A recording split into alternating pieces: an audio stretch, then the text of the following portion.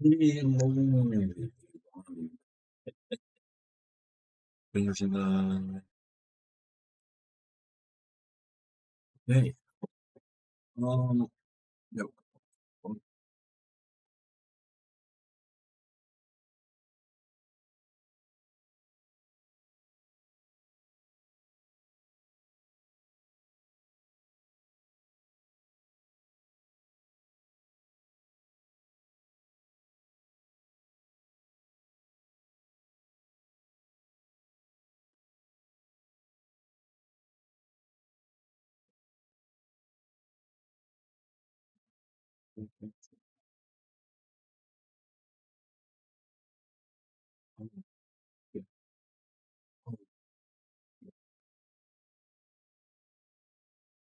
I have done this shit before. Hold on. Hold on, yeah, hold on. Figure this shit out. Okay. Let's go here. Sorry, y'all. Sorry, y'all. Trying to figure this shit out.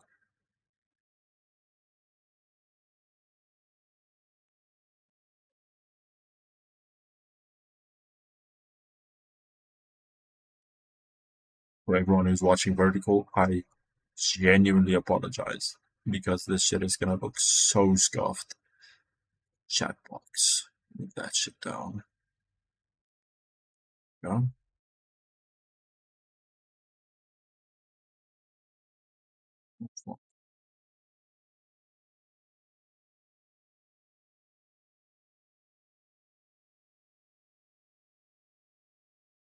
All right. Switch back.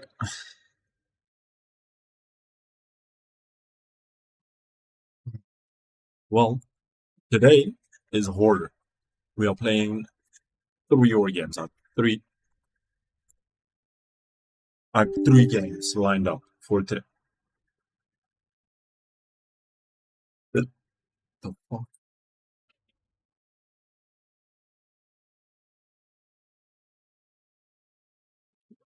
Okay.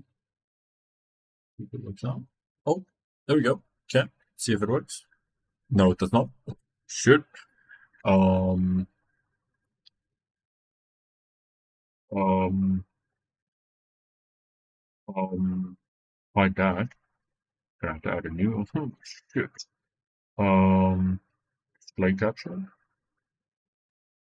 Add source. Display capture. Yes, sir. Um. Whatever. I don't care. Capture that. Capture cursor. Okay. Done. Oh, fuck. There. Working. Let's go, boys. Let's go. Shit. Let me just edit this shit. That keeps in vertical mode. My apologies if you are in vertical mode because this shit is cooked, and I apologize for that. Yeah, that should be good enough. Welcome, welcome, welcome. We are playing Horror Gas Station Case, a horror anthology. Let's hop into it. Gas station case. Unique story lasting 1.5 to 2 hours. Shit. So, start it. Okay. Let's do this.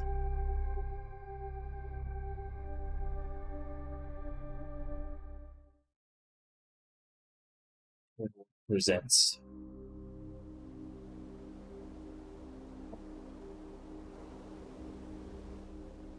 Okay. This story happened in 1998. I was 25. Okay. I kept it a secret because it was so insane people would think I was crazy.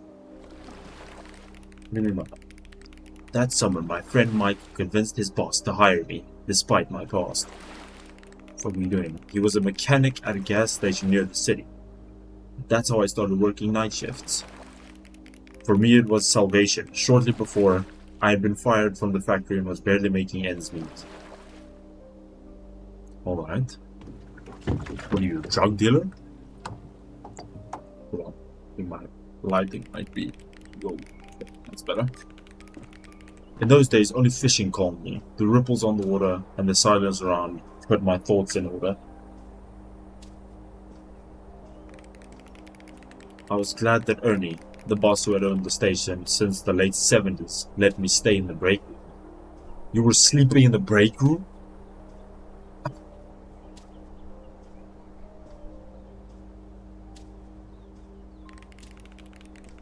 Back then, I thought the worst was behind me, but I didn't yet know what nightmare lurked in those woods. It's just a random electrical box. This transformer belongs to our gas station. I always wondered why they put it so far away. Yeah, me too. Since when is a transformer in the woods? Oh, gas station case. Demo.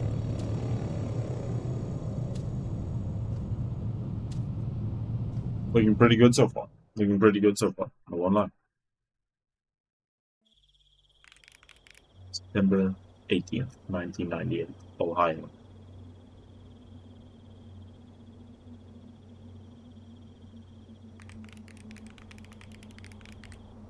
The shift starts in 15 minutes. I should probably have a snack first.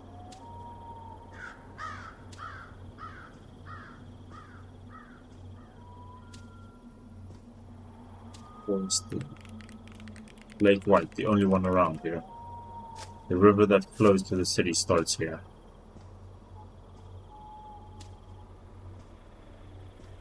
Alright.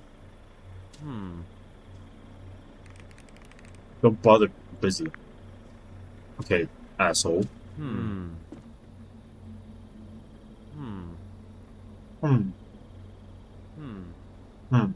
Fucking Minecraft villager. Oh, hey Dan. So how's the catch? Not a single bite, man. Come on, bro. It happens. I left a burger in the fridge for you. Go to eat and relax. Thanks.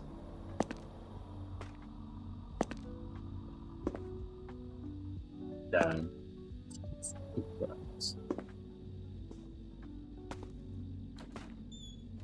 That's the bottom. Whoa.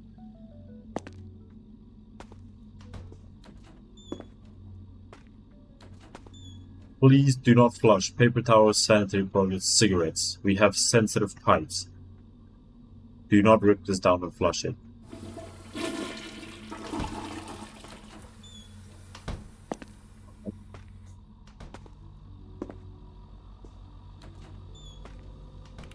Oh, big. Hell yeah. Still need to sleep, I still need to work. Oh. I want to heat it up.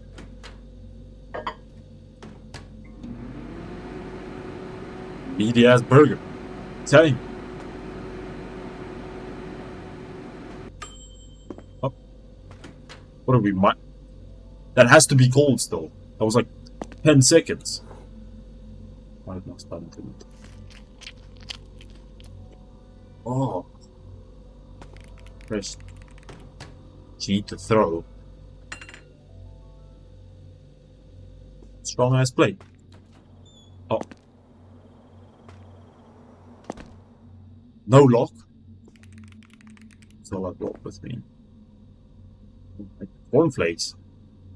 That's gotta be copyright.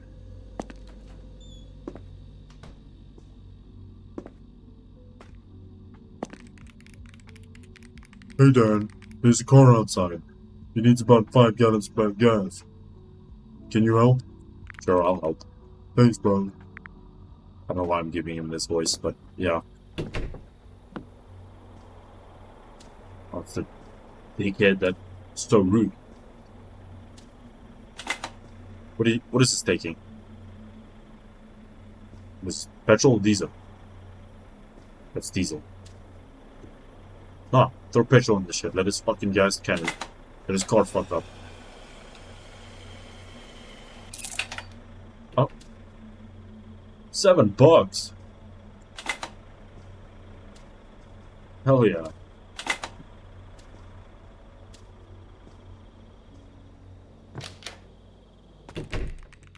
Can you help this customer? I'll be back soon. You're in front of him! First grab a paper bag at the checkout. Alright, now put the items in the bag. Easy enough. Give the bag to the customer. Good evening. Good evening. Where are you headed? I'm not asking where. He's not my friend. Where are you headed? Just heading home. I like stopping by after work. My wife always asks me to buy canned salmon here. Canned salmon? What? That can't be safe. Oh, so you're a regular customer to us. Canned salmon is to the right of the entrance, next to motor oil. Oh. Thanks for the help, man. Guess what? I got so many tips today. Just a bit more than I have enough for an RV. I don't care. Will you take me to the Grand Canyon? Sure. Of course, bro. But my shift's over now, so I'm heading home. Wait, hey, what's that case in your hands? Oh, just found a little thing by the lake today. Don't mind it. Well, look at me. If that's weed again, I'll strangle you. By the way, I'll temporarily put the case in the garage. Just don't tell the boss, alright? Will you tell me what's inside? Forget it, Dan. It's nothing important. I'll pick it up tomorrow. I left your hot dog in the fridge. Thanks. Oh, that's weed. Will that walk? Michael's a mess, but not dumb. I hope he knows what he's doing. Still, okay. While no one's around, I should go mop the floor.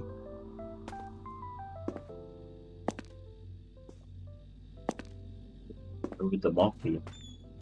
Huh? I know you smoking in here. No, don't come near me. No. Yeah. Did you shit yourself, my man? Shit. Where would the mop be?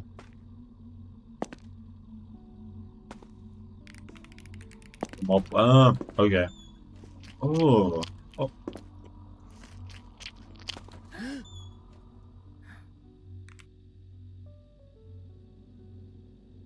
What are you doing here? This is a public place. Leave!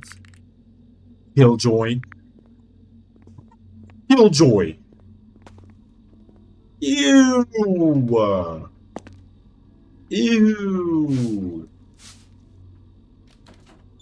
Oh, close that. I don't even want to go in there. Ugh. Ew. In a gas station bathroom. Hell no.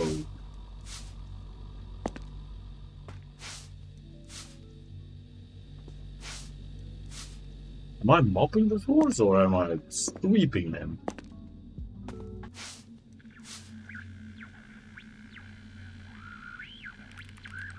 Is it broken?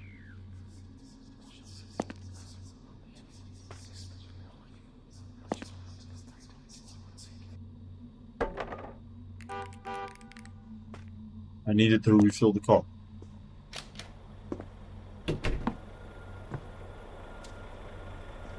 What?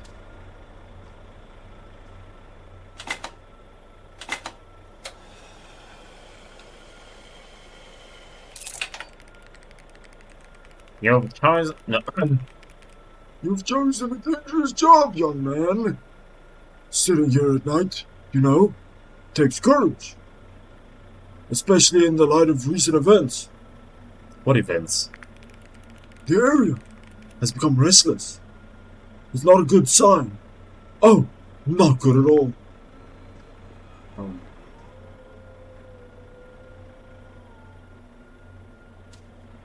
Okay.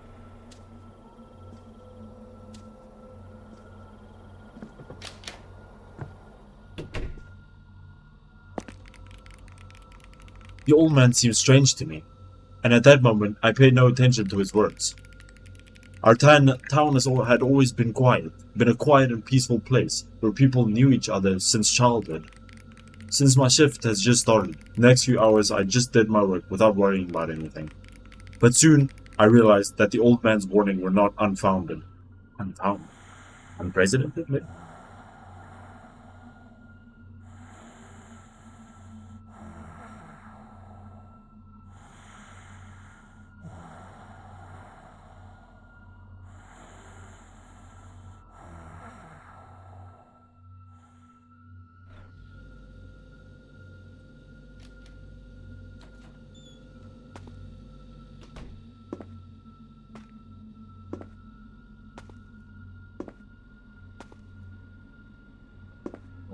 go refill their car.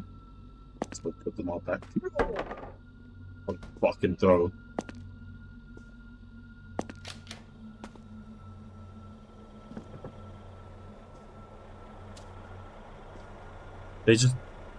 They left the car.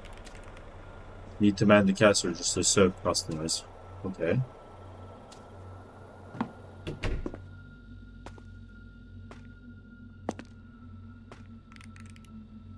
Good evening. Did you get me a soda? We have already got you cookies. You won't burst, right? No. I'm messing these voices up so much, I apologize. I thought you were on a diet. If you gain weight, how will you run from a maniac? I'm telling you, it's a ghost. Ever since the old church closed, it started. Ghost? Seriously? People don't vanish because of spirits, Jessica. Oh, she said Jessica. So she's fucking stupid. It's the maniac. The killer who just got out of prison. What was his name? Have you even seen the news? Zero evidence. Sarah, zero. At least secretarians. My grandfather saw someone wander on his cornfield. Secretarians, it's bullshit, Jessica. You might as well say demons, vampires, werewolves. Let's get back to reality. Oh, forget it. Listen, guy, what do you think? I think Stein still doesn't know anything about our world. What happened? Probably wild animals that didn't get hurt. Haven't you heard?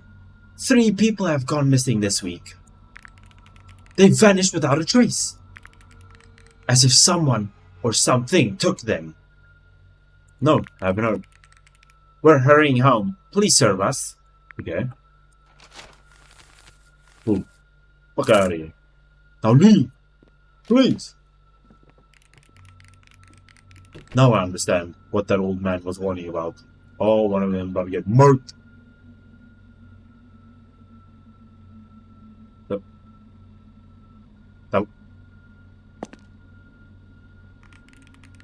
However, I couldn't influence it, so I decided to start arranging the goods on the shelves. Wasn't that... What? Yeah, get the fuck back in your car. No loitering. No loitering. Fuck that. Leave. Leave. Organizing the goods on the shelves. What? With what? Oh. Repacking. Oh. Restocking. I already know I'm gonna turn around, some bullshit's gonna happen. I'm calling it right now.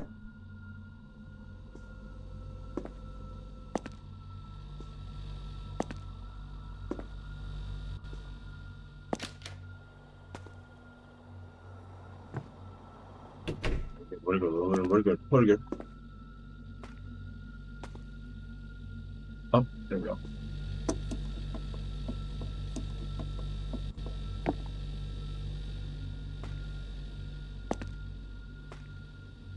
Music at all.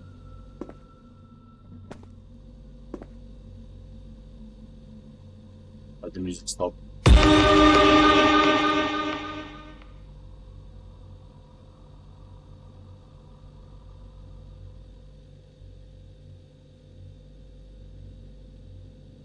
Fuck me. Shit, man. No.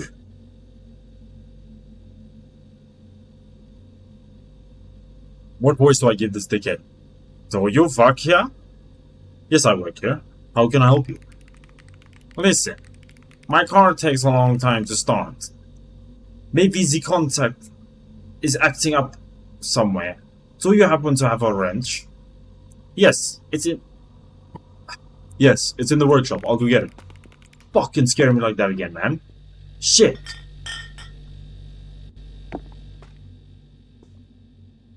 fucking stub my toe against the desk. Motherfucker.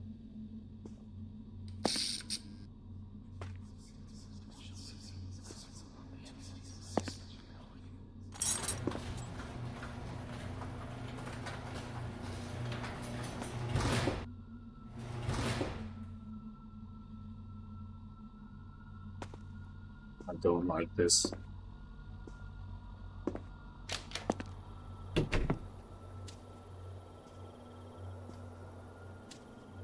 Trap. I'm telling you, it's a trap. Someone's gonna sneak in. Lately, the machinery seems to have gone crazy. It keeps breaking down. This month, more machines broke at my work than in the whole last year. And what do? I'm a shift technician at the uranium plant south of here. Excuse me. I maintain the equipment. I worked there until recently. Wait a minute. So you're the guy who was fired last month? No wonder your face looked familiar. No point in hiding it. It happened. And why were you thrown out? During my shift, uranium cylinders went missing. It's not hard to guess who was blamed. Uranium cylinders? Who needs uranium cylinders? No idea. But there's enough uranium in them to reach the nearest galaxy. Wow. No wonder it was covered up quickly. They would have all been fired if the government found out. I don't care. In my case, I'm here now. Maybe it's for the best. Lately, things that have been weird. People have started acting strange, as if they were replaced. Oh, Joe Rogan was right. It's the UFO conspiracies. And those disappearances. Yeah. By the way, what's your name, guy? Just Dan. Thanks for your help, Dan. My name's Frank. I won't say goodbye. God willing. We'll meet again. Nice to meet you, Frank. Someone's in this motherfucker. Frank reminded me of those oddities at the factory that I couldn't explain.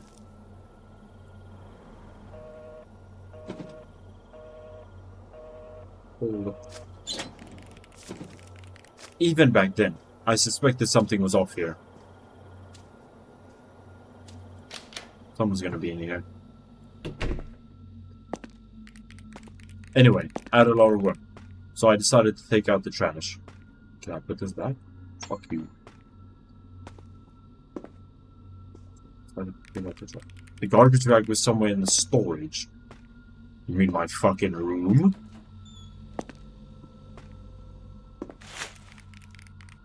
My hand is full. Oh no!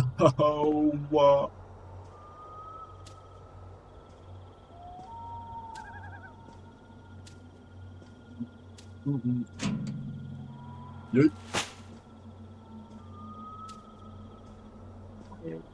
I hate this. Help me! Hmm?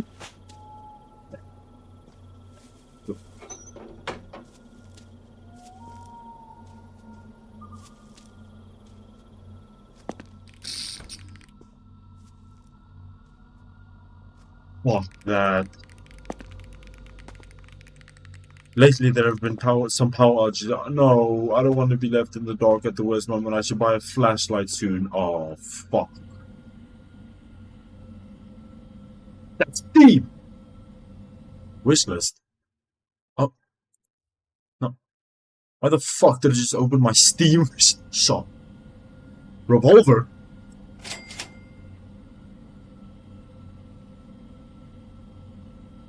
Power.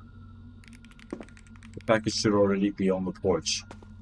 What do we have, fucking quantum delivery?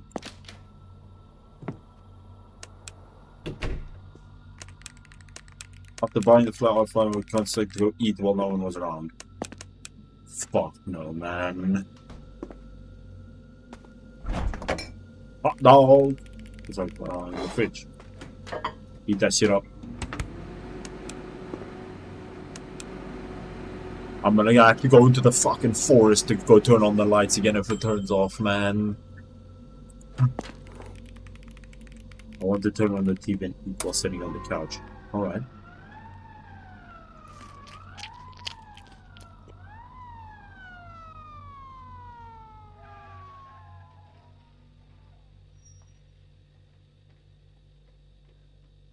Please now my boss out and wake up in the morning. Please stop. Oddities were increasing. At that moment, I still didn't fully understand what kind of adventure Michael had gotten into, and that I'd have to deal with all of it. Smoke break. This game fucking stresses me out. I can't. I hate this. Oh. Night 2, September 19th, 1998. I wasn't ready yet. I was awakened by the faintest sound. Someone's in the fucking roof. Get up from that space. Oh.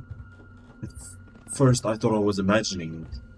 Oh, hell no, man. I had to go check out what. Phone booth on the street. Oh. Why is the door open?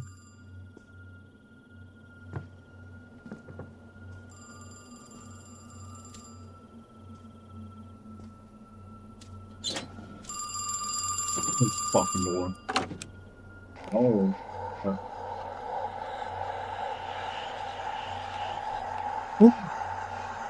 No, no, no, no, no, no, no, no, no, no, no, no, no, no, no, no.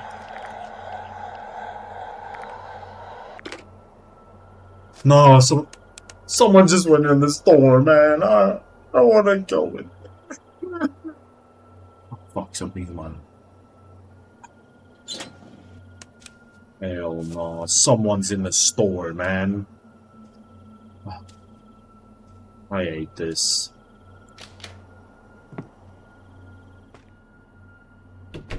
Pick up.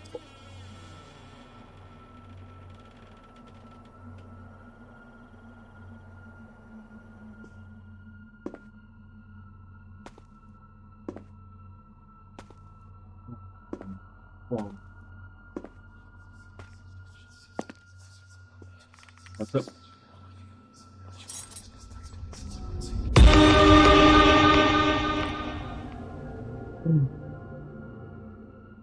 Michael, what happened to you? Why are you covered in blood?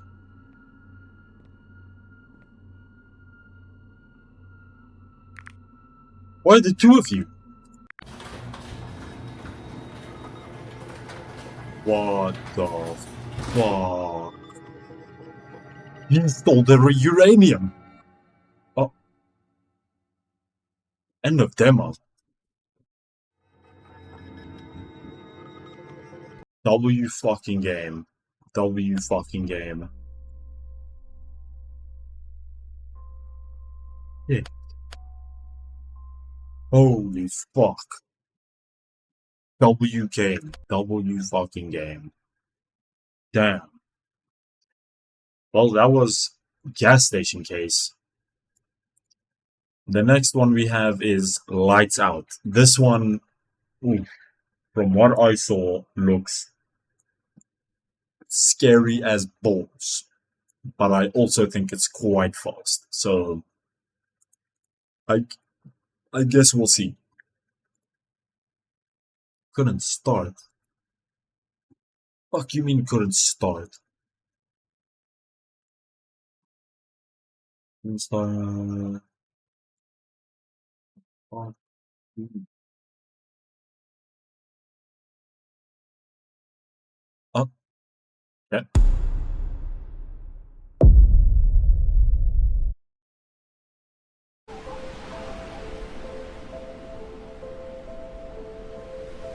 Okay. No. Stop redirecting me. Fuck. Play. This game seems loud as balls. Hold on. Is there no? I'm gonna have to turn this shit fucking way down.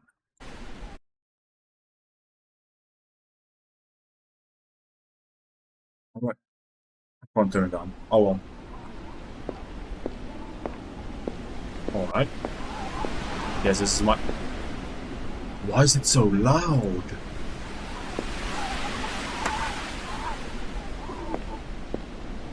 Oh hell no, I can't. Hold on.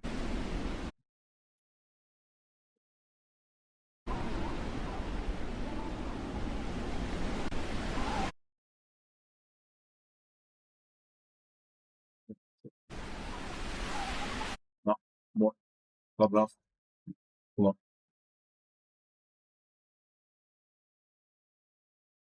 Turn that shit way down. Okay, that's much better. Full screen, cool. Resume. Okay. Do it. I'm assuming this is my house. Oh. Easy enough.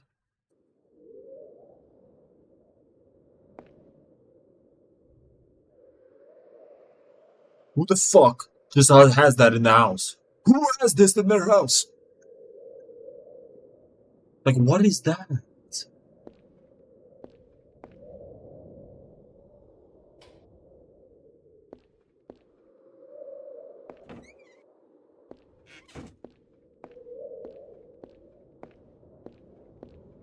Then I'm hungry. Where the fuck is the kitchen? Oh, found it. Oh. Singular slice of pizza? Hell yeah.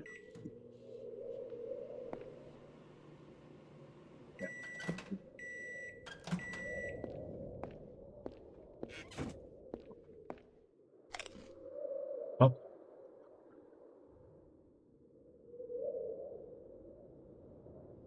You now what?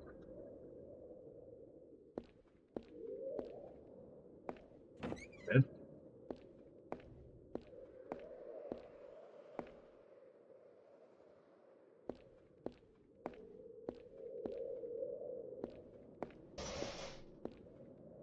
No. What? How does that? How does that just fall over? Oh.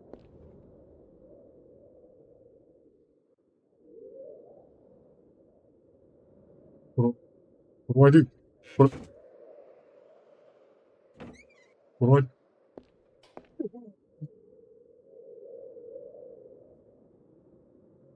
Fucking goosebumps all over my skin.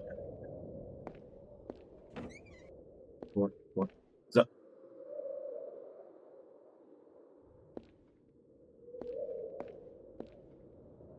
What? What?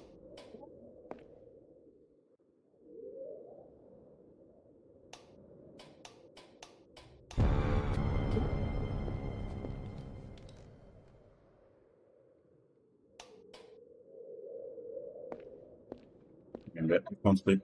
With the lights on, you're lying.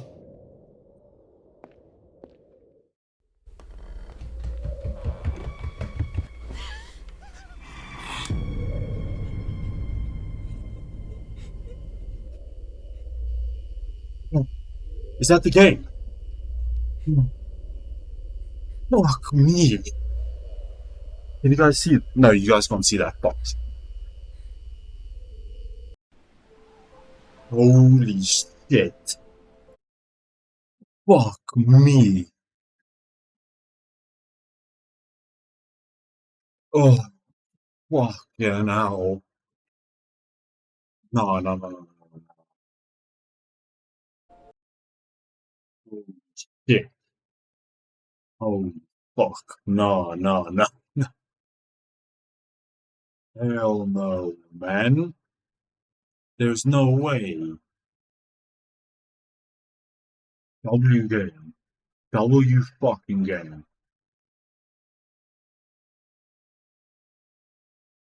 Holy shit.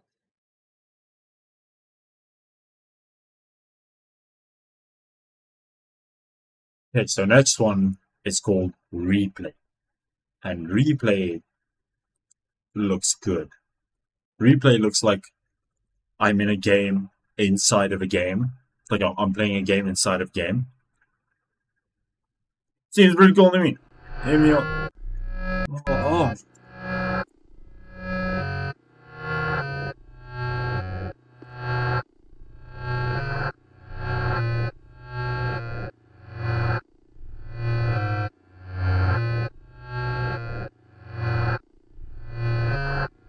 Okay, yet again another fucking... Hello?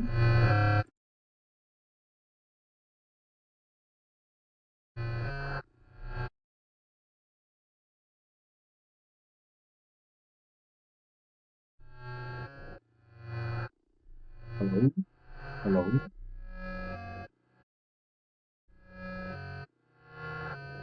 Yeah, well, guess we'll start. Use the computer mouse to look around. Use A and D to move. Use spacebar to jump and enter doors. Okay. Seems easy enough. What's that? Wee robot. Oh, no, no, no. Fuck.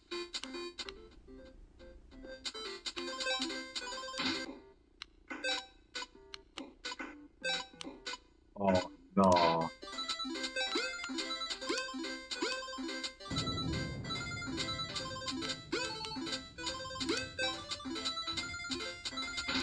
One of these houses is gonna be mine. I'm calling it. I'm fucking calling it.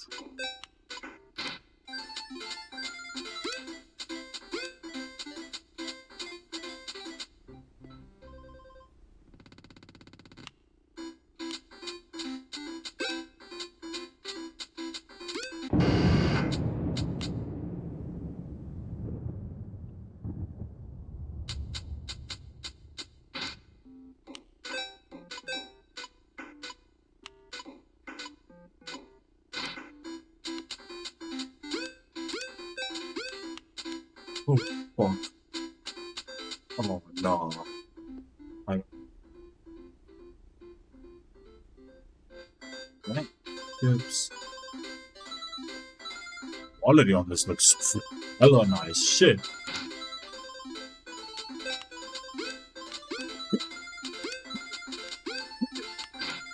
Nice. Yeah. Too easy. Too fucking easy.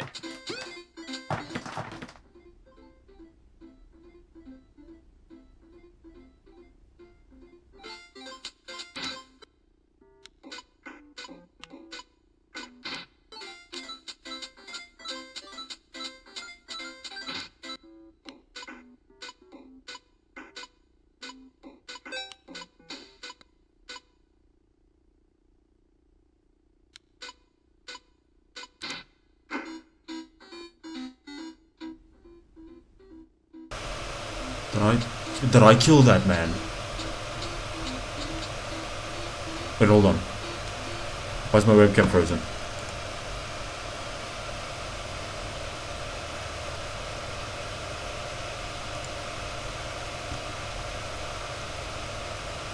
Hello? Hello?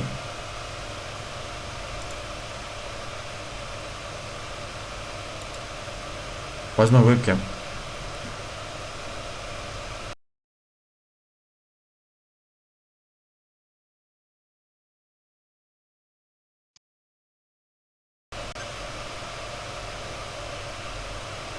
Hello?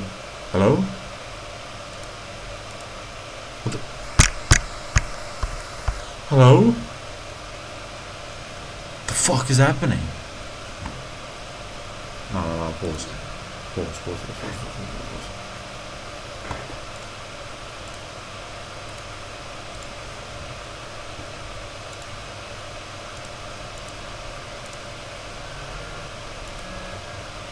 Oh no, I think I just restarted the game. Fuck, man. I just restarted the game on accident. Oh.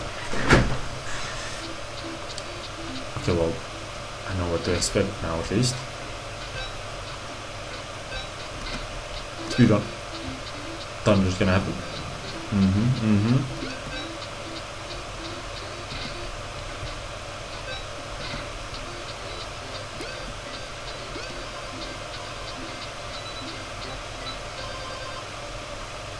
Nice.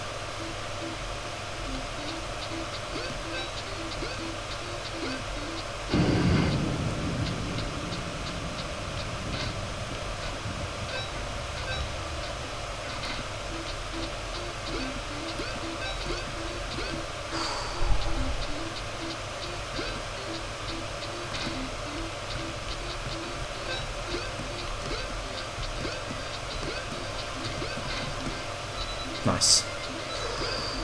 We got this. Easy.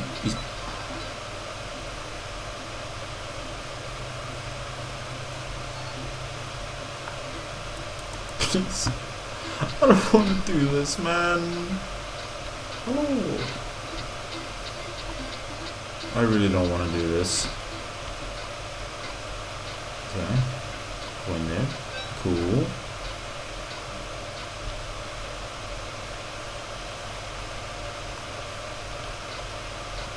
The fuck? The music's changing.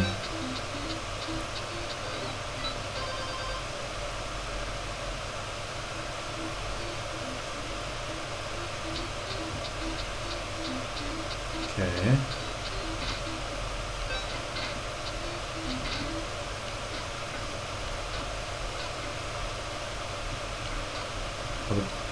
How do I get there?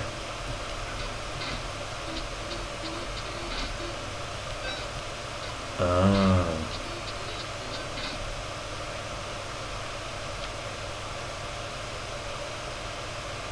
Oh no, no, no, no, no, no, no, no, no.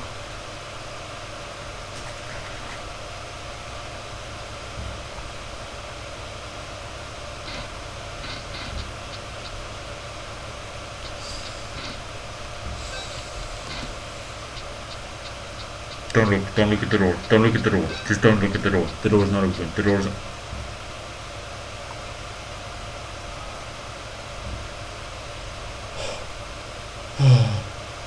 Oh, I'm cooked. Oh, I'm cooked. Oh, I'm cooked. Fuck. Fuck. Fuck. Just keep moving. Keep...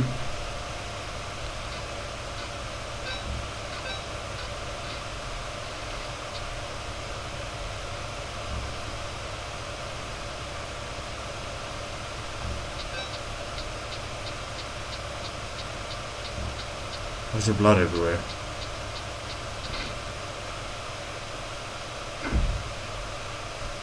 I don't want to look. I don't want to look. I don't want to look. I don't want to look. I don't want to look.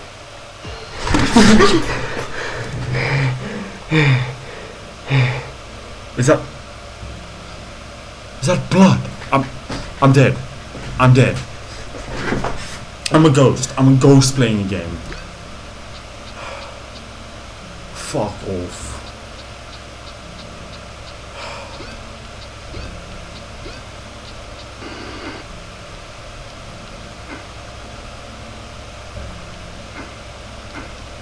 Why am I still playing this? Turn the game off!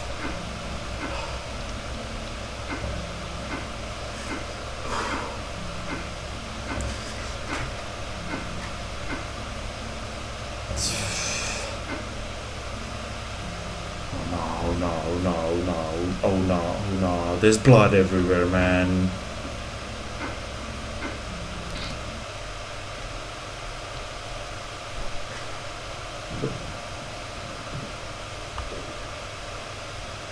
Were those my parents?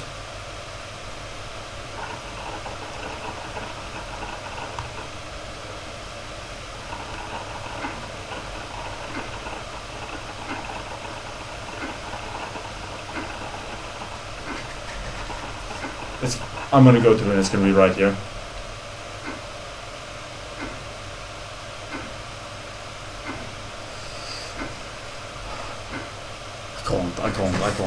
I can't.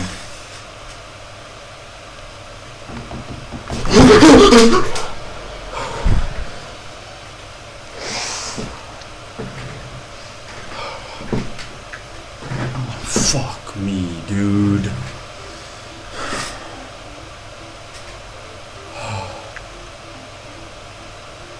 Made by Henging.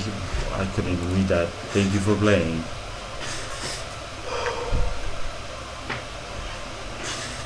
Thank you to my friends and loved ones for endless help.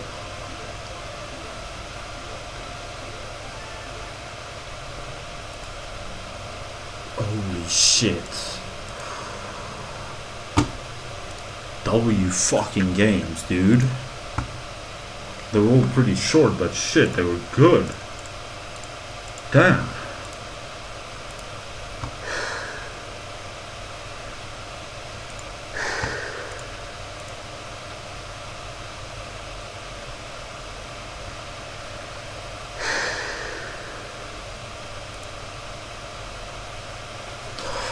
just need to breathe after that. Fucking hell. Holy shit. Okay, well, that's pretty much the horror segment of this done. I think for now, I'm going to switch to what you call it? Let's see, YouTube. Do I have any YouTube shadows? I don't think I do. Let's just play on Twitch for now. Stream. Oh, I never changed the stream. Fuck, it's supposed to be stream day 3. Shit. My bad, guys. My bad. There we go. Update. Okay, don't close. Fuck. I don't think. Additional settings. Oh, okay.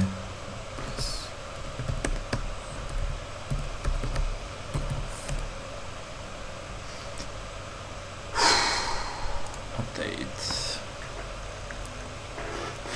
Okay, cool. Settings successfully updated. Alright. Well, that means we are switching to Escape from Tarkov. You guys never seen me play this. It's new in the wipe. Well, I'm new in the wipe. I've played 2 or 3 raids, I think. So if we get a game, if we don't get a game and we have to wait too long, then, you know, maybe we react to something. I don't know.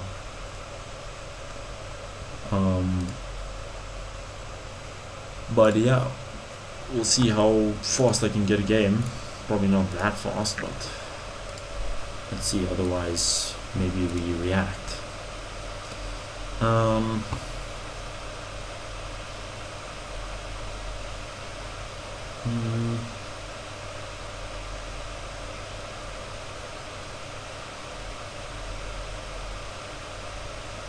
don't know. Let's see just how this is gonna work. I think I can switch now to Escape from Tarkov. Here we go. Cool, cool, cool.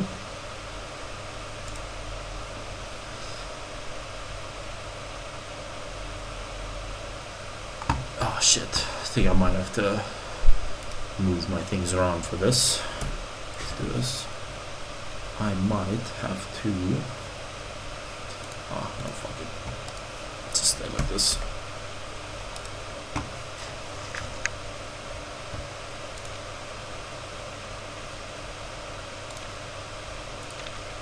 Let's see. Yeah, I kind of died last night, so let's do a 0 to hero. Let's do fucking 1 mag, nothing else.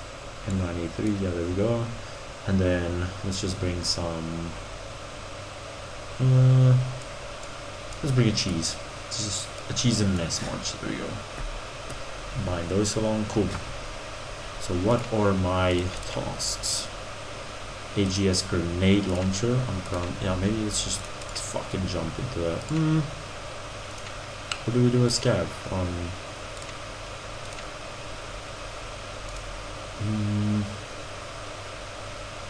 Let's do a quick scav. Let's see if we can do a scav run with a double barrel launcher. Launcher, what am I saying? Double barrel shotgun. See what it will give me.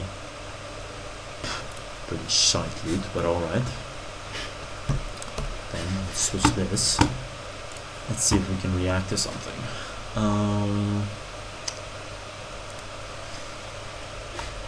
Let's react to some body cam videos, but some older ones. Let's see.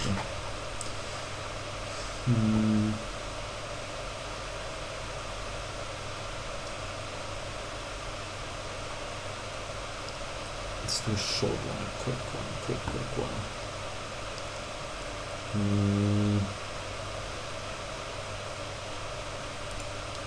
Let's see.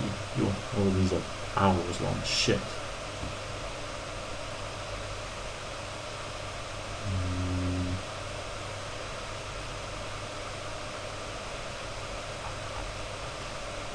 Okay.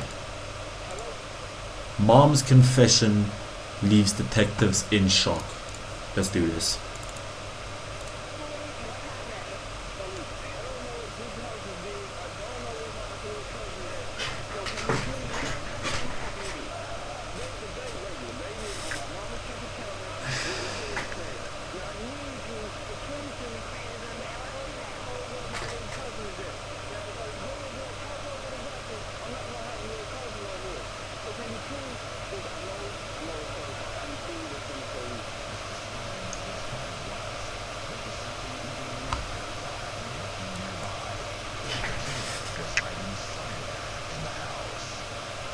Is the baby breathing? Listen, lady, the baby is deceased. Okay. All right, we're sending the police and an ambulance, okay? Mama, What is her name, sir? mama, What is her name? I'm Robert Stewart. 20-year-old Deasia Watkins and her boyfriend James Brown welcomed their healthy baby girl Janiyah Watkins on December 4th, 2014. At first, everything seemed to be going well for the couple. Deasia was excited to become a mother, and after a tough childhood of her own, she vowed to give her child the love she'd never received. But no one would have ever predicted the sheer horror that lay ahead. It all began when Cheviot police were dispatched to the apartment where the family was living on January 25th, 2015, around midnight. Upon hearing Deasia's screams and baby Janiyah's cries, multiple neighbors had become very concerned and placed 911 calls. Police soon arrived at the residence. However, Deasia refused to open the door. When officers threatened to force entry into the apartment, a young man opened the door, who was soon determined to be James' cousin, Chris Bowie. Right away, members of law enforcement detected a strong odor of marijuana and noted Deasia's behavior seemed erratic. According to official case notes, as an officer tried to take Janiyah out of Deasia's arms in fear for the baby's safety, Deasia allegedly attempted to choke Janiyah, who was only a mere 7 weeks of age. EMTs were called to the scene to perform welfare checks on both Deasia and Janiyah. They eventually managed to take Janiyah, and Deasia immediately passed out on the floor.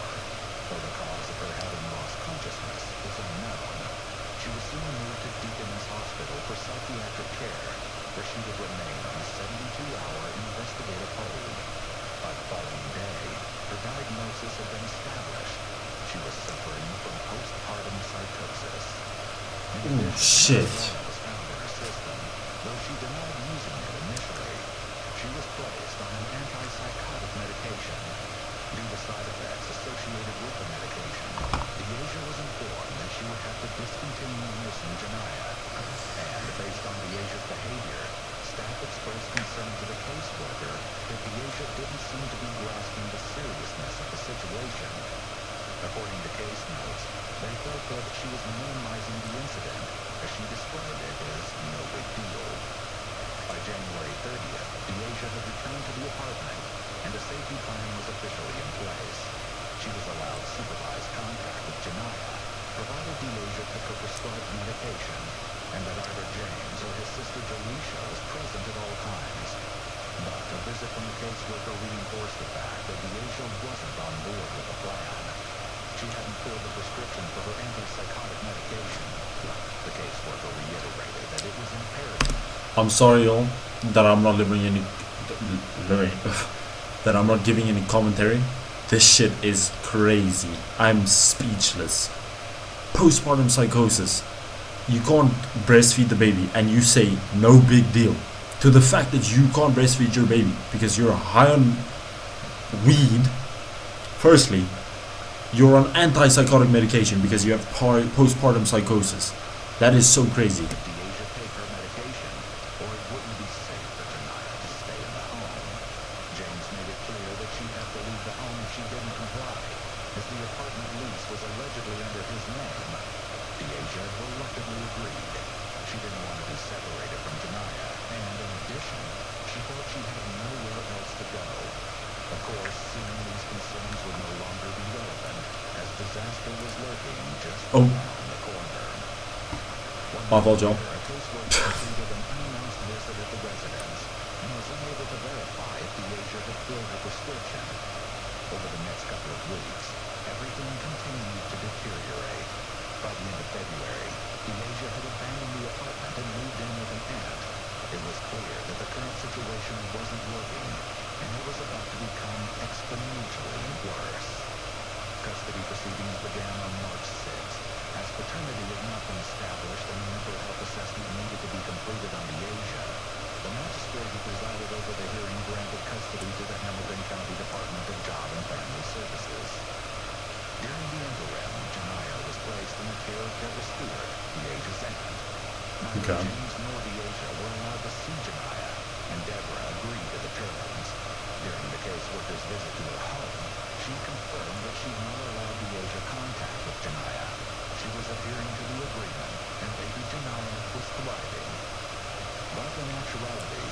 weren't at all as they appeared to be, nor as Deborah claimed them to be. You see, the Asia had been spending time with Janaya, a lot of time actually. She moved into Deborah's home days earlier. They were in on it. Personal issues and health problems. Caring for a baby on her own was just too much to handle. So Deborah allowed Deasia to stay, despite the fact that she'd explicitly agreed not to allow her contact with Janaya. 3 days after the caseworker's visit, a life came to a shockingly brutal end within the confines of Deborah's walls. A dispatcher received the frantic 911 call early that morning. I'm fine. I want to look it up for your emergency.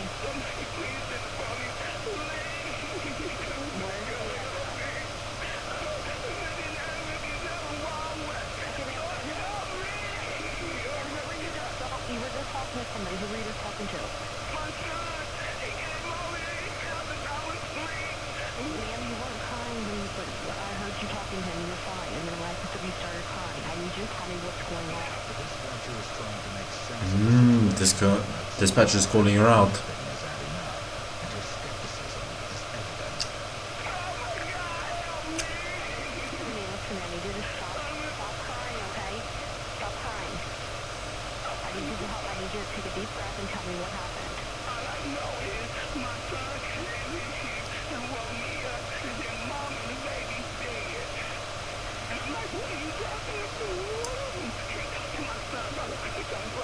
How old is the baby?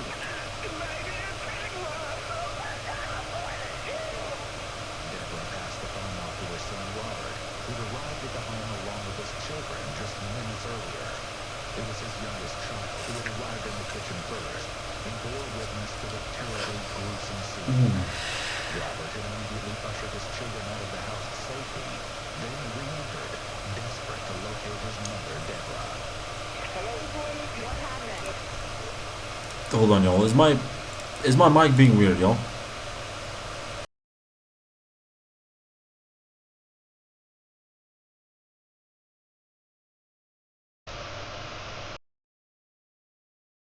Being hollow weird. Oh shit. Oh fuck.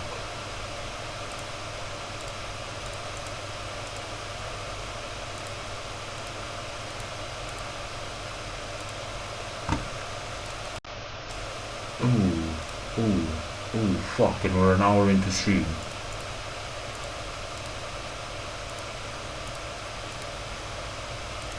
Oh holy shit. That's bad.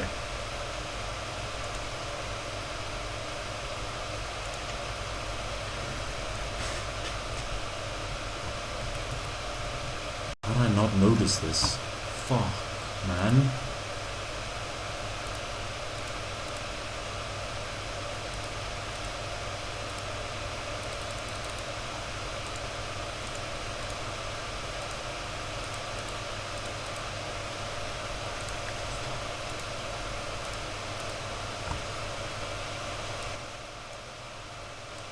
No, man. I don't only notice this now. Fuck.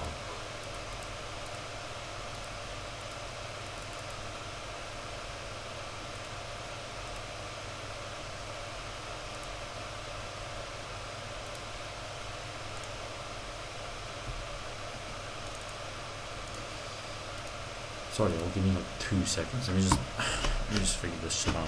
Fuck.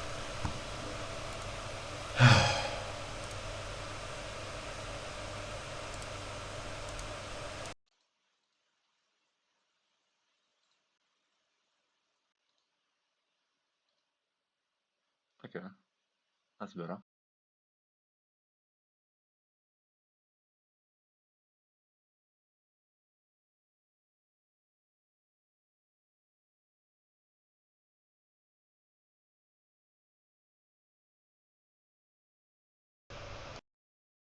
Fuck. Okay, so I think maybe we use this one for now.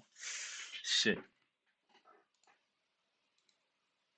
My apologies, y'all. I'm so sorry. I didn't notice. I don't know how I didn't notice. Police, I don't know. This house is big. I don't know where my little cousin at. So can you please? Where is the 3-month-old baby? The baby is on my mama's kitchen counter. Deasia was nowhere to be found, and Robert feared she might have been in danger or had potentially been killed as well. Okay, I need to know what happened to the baby. I don't know what happened to the baby. I came into the house. She told me. We came into the house. The baby was on the counter. My mom was in the bed asleep. I woke my mom up and we calling you. Hold on. I want to test this. Fuck, this whole stream is pretty much ruined.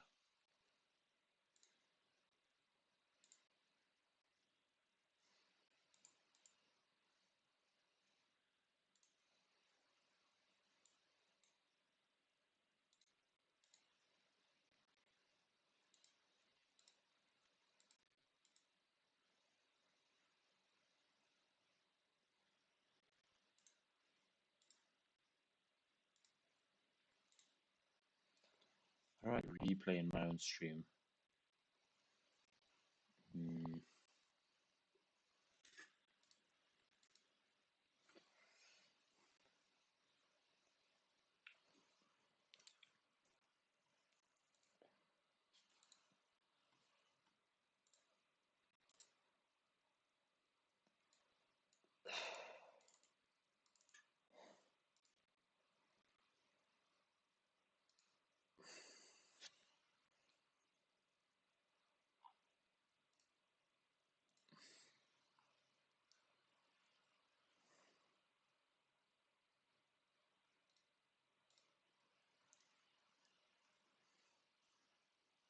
Does my shit even work? What the hell? Can you guys hear me?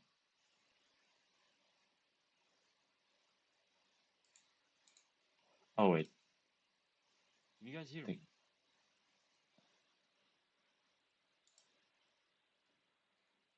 Oh wait.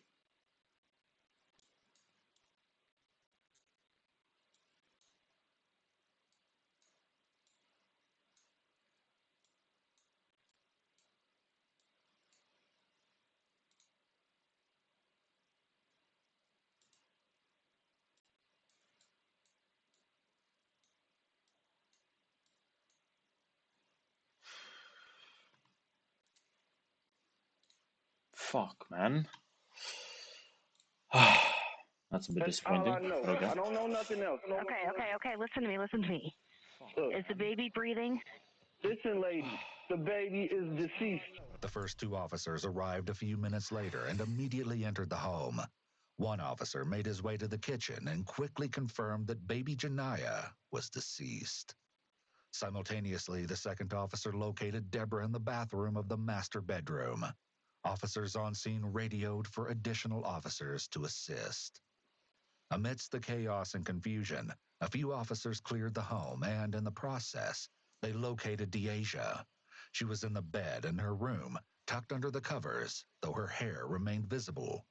Officers pulled the covers back, and Deasia, without so much as a word, was handcuffed and moved to the hallway and remained under the watch of another responding officer. The rest of the home was cleared without incident.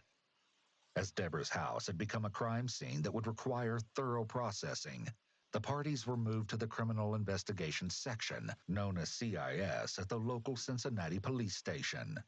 It was there that everything began to unfold, but it would take some time to get to the horrendous truth hidden beneath a cluster of outrageous lies.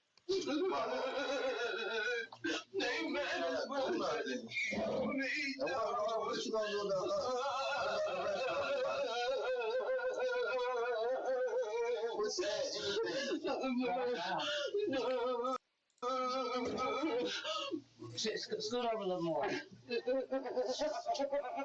mean, you should try to move the table. I'll move this over a little bit to make it easier for her to get it. Kill me. I know I did that, boy, baby. Somebody help me! Somebody help me!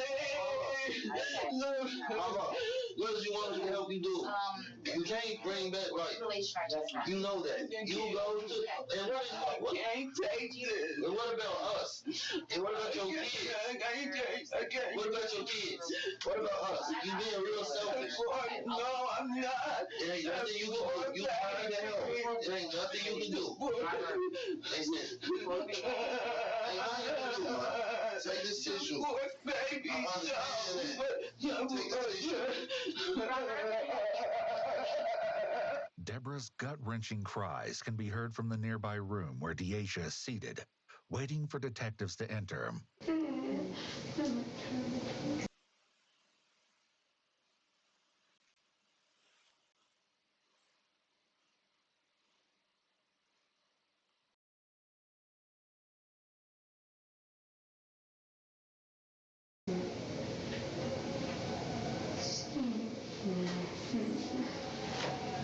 Johnny Test looking at his hair.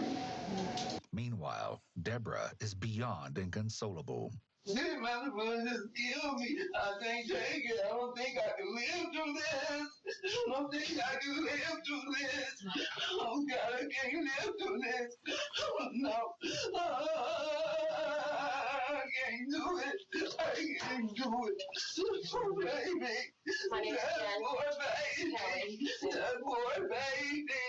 That poor baby. More than 2 hours pass before detectives enter the room where a stoic Deasia remains seated. Hi. Are you Dee Dee? My name's Jen. This is Jake. Are you handcuffed? Would you be more comfortable if I took those off? Right away, Deasia sets the tone for the interview. She doesn't speak or respond to detectives. What hand do you write with? You right or left-handed? She knows she's Right or guilty. left-handed, so I can uncuff the other hand. Just forget it. Jake's gonna read something to you, okay? Just pay attention to him. All right. The detective reads Deasia her Miranda rights. Do you understand all that? Do you understand what I read to you, or do you have any questions on it? Do you not want to talk to us? Dee Dee. You okay? Do you not want to talk to us at all? Dee Dee. How do you spell your name? Spell your name. I can't help you if you don't talk to me. Okay? I want to make sure you get the help that you need, and I can't do that without even knowing who you are. All I know is you go by Dee Dee. So how do you spell your name? But Deasia refuses to sign off on the form to acknowledge that she has received and understands her rights. We're going to take some pictures of you, okay? And we're going to do some other clothes. I would like to sit down and talk with you and be able to see what you need that we can help you with, but I can't do that unless you talk back to me. Despite the detective's efforts to elicit a response from Deasia, they are unsuccessful. Shortly thereafter, a team arrives to handle photographs. Dee Dee, go ahead and stand up. Stand up. You have gloves on? Yeah. Make her stand up. Go ahead and stand up. Get this one. Let's do some pictures right now. Just Sure. can you prop them right there?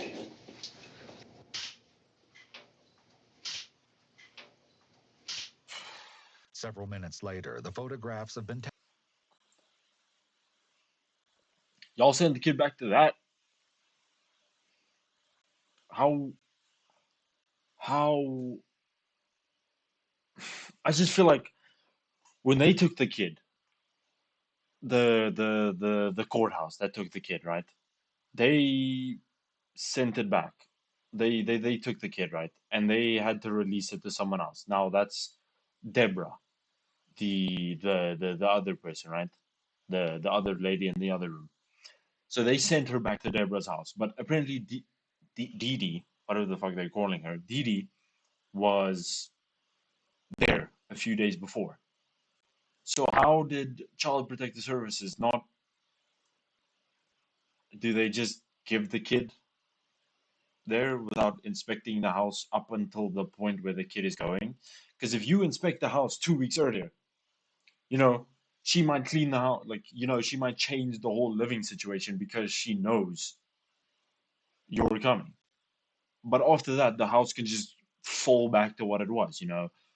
I'm not saying anything, I'm not insinuating anything, but drugs, you know, weapons, unstable people living in the house. So I just feel like Child Protective Services, obviously, they couldn't have stopped what happened to that child. But, they should have at least gone to the house with the child, made sure the child was safe and sound when the child got there. Not 2 weeks before, making sure the house is fine and then giving the child. Like, I just feel like, that's obviously child shouldn't have been killed by this person, but somewhat it's obviously all her fault. But Child Protective Services could have done something to that. That's all I'm saying. Taken, and That's all I'm Deasia's saying. clothing has been confiscated and retained as potential evidence. You drink any of your water? Upon re-entering the room, the detectives continue to run through the gamut of classic interrogation tactics, but each proves ineffective. Nearly 6 hours in, they've gotten nowhere with Deasia, and the meeting comes to an end. After the unavailing attempt to gain information from Deasia, she was transported to Deaconess Psychiatric Unit, where, yet again, she received treatment and was kept for observation. 3 days later, she's back at the station, seated in front of detectives. And as you're about to see, this interview is in stark contrast to the one that took place previously. You handcuffed? Yes. Let me take them off. You left or right-handed? Right-handed? I'm going to read you a form here in a second. Okay, I'm going to ask you to sign it saying that I read it off to you and that you understand what's on it. Okay? Once again, the detective reads Deasia her rights. This time around, she signs the form, acknowledging that she has received and understands her Miranda rights. After some general questions, the detectives begin to work toward untangling the terrible mess that led to an unthinkable tragedy. So we're here to talk to you about the stuff that happened the other day. What I'd like to do is just go back, okay, way before any of that. We talked to James a little bit. How'd you guys become boyfriend-girlfriend? We just got to know each other first. How long ago did you guys get that place together?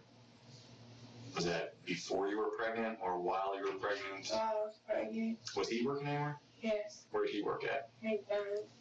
At some point, once you had the child, you guys went back to the house where you and James were staying together, right? So you guys went back there after you left the hospital? Okay. At some point in January, the police were called to that house there. Do you remember all that? No. You don't remember that very well? Do you remember after the police were called there? Like at that point, they had taken you up to the hospital then, had you evaluated, and then you were able to go back home? Do you remember all that? Well, at some point, after I talked to James, he said that you moved out of that place and went to stay with one of your aunts. Which aunt did you go to stay with? My Aunt Debbie. Aunt Debbie? During Deborah's interview 3 days earlier, her sister Cindy assisted in answering questions posed by the detective and addressed this very topic. She called my sister one day about a couple of weeks ago, asked me could she come and get her. My sister, she's sick, she can't see. So my sister said, I can't drive, I shouldn't be driving because I'm sick right now. And she was crying so hard, like, please, Aunt Debbie, come and get me. And she went and got her. So she came, according to James, she came and helped pack you up and help move your stuff over there? Yes. Okay, so you were staying there, like, during while the stuff was going on with the court between you and the baby and James, like they're trying to establish him as the father. Why wasn't he on the birth certificate? Did you guys have some type of fight or? No. No? His ID had expired. He had his ID, but since it was expired, they said they couldn't do it. So he couldn't sign the birth certificate because of that? Okay. Though James had expressed his fear that Janiyah could potentially be taken from him due to this unfortunate issue, he'd failed to file for custody. The detective shifts to another important subject. When you went to stay with your aunt, were you taking medication then? Sure. Weren't taking any medication? Were you supposed to be taking some? Yeah. Or why didn't you want to take it? Just didn't? Okay. How long were you staying there before the baby came and stayed there? 2 weeks. And then the court gave custody to your Aunt Debbie, right? Yes. While it appears that Deasia is clearly under suspicion, perhaps not everything is as it seems. I was down there talking to one lawyer. I come back and they don't talk to her into getting the baby. And my niece and them, they talked her into getting the baby, hit her lawyer, and I didn't know what was going on. I just said we all pitch in and help, because I work. And she's retired, so I said, well, I'll pitch in. So I was like, no, we want the baby. We don't want her to go in a foster home. Cindy explained that her sister Deborah was hesitant to take on the responsibility of caring for Janiyah. It seemed she felt obligated to head the effort, though she wasn't equipped to handle everything that came along with it. Maybe that had an impact on an extreme action she'd take in a matter of just a split second, one she'd come to desperately regret. She got the baby, and that's what they want on. Yes, she was supposed to be around the baby, so. Supposed to be around the baby, that was part of the rules. Yeah. Before you ended up with the police, how long were you there with the baby? About 8 days? Okay. So the night the police ended up getting called to the house, we had talked to your aunt, Debbie, and she said when she went to bed that she gave you the baby. She said her eye was hurting her real bad. She was trying to take her medication. Do you remember that? Mm-hmm. And she said she passed the baby off to you. Is that correct? Yes. And with this line of questioning, everything begins to shift in an unnerving direction. The night when all this happened and the police came, and you had the baby in your room, was the baby sleeping in a crib, in the bed with you, in the chair? Where was the baby at? The crib. It was in a crib in your room? Yes. One of the things we saw in the bedroom was a broken lamp. Do you remember how the lamp got broken? No. Obviously, at some point, something bad happened with the baby. Okay? Do you remember what happened? No. How did the baby get into the kitchen? I don't know. Do you think Aunt Debbie did something to the baby? Yes. You think it was Aunt Debbie? Yes. What do you think she did? No. The idea was unfathomable, but the alternative was even more unimaginable. Aside from Janiyah, Deasia and Deborah were seemingly the only individuals in the home around the time that the terror ensued.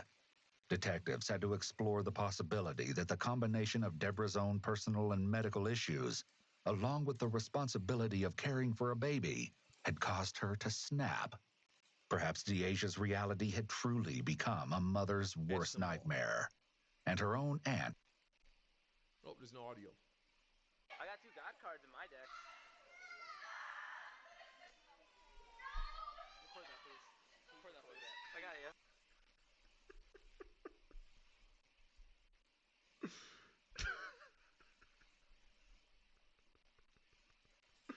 Yo, what kind of... I'm laughing because the only time I was ever on my knees in the middle of a store was when I was a kid and I really wanted Smash Brawl for the Wii. I really wanted that game. I went to GameStop. I gave them Sonic Unleashed, Wii Fit, the Wii Fit board. Oh, I don't have my second camera. The Wii Fit board and like 4 DS games. $35. I feel this. I feel this. I feel this, bro. I feel this, bro. I feel this, bro. I feel this. And the worst part is, I know this is a high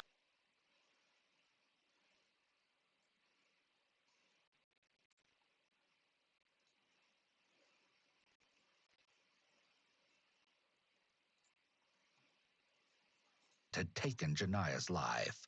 I can't live with this on my conscience. Just kill me. It's my fault. How did you kill her?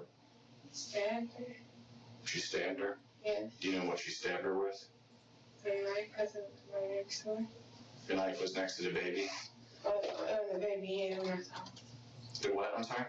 It was in the baby hand when I saw it. So you went out there and saw. No, when I heard her scream. She hadn't seen the So,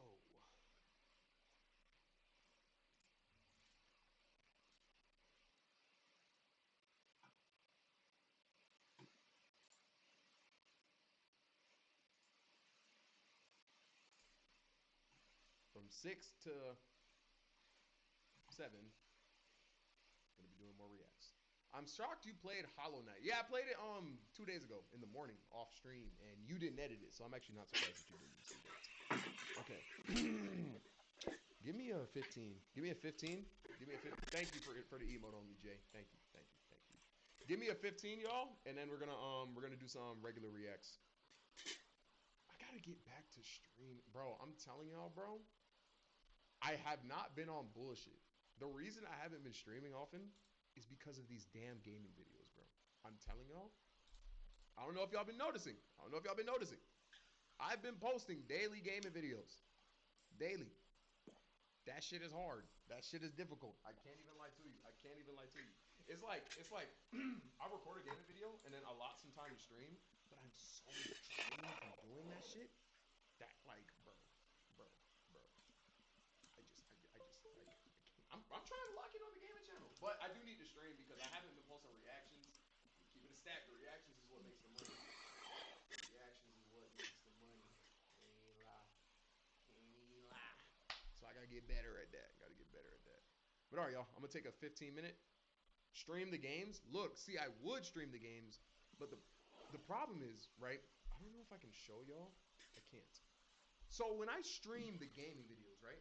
Usually it's like this. Oh, whoops. Actually, it's like this. It's like this, right? Now the problem is if my editor wants to zoom into my camera to make like my face big, the quality will be bad because the video's already streamed and rendered. So when I record them offline, I record my game and my camera separately. So I'm able to maintain the quality so I can up the quality of my gaming videos. But to work around that, what I think I'm gonna do is I think I'm gonna get a capture card and I'm gonna stream, like I'm gonna record the game on my PC and stream the game on my laptop. So it's like two completely different setups. Like I'm gonna record the game on my PC, take that, screencast it on my laptop. So my laptop is streaming and my PC isn't. That way I can stream.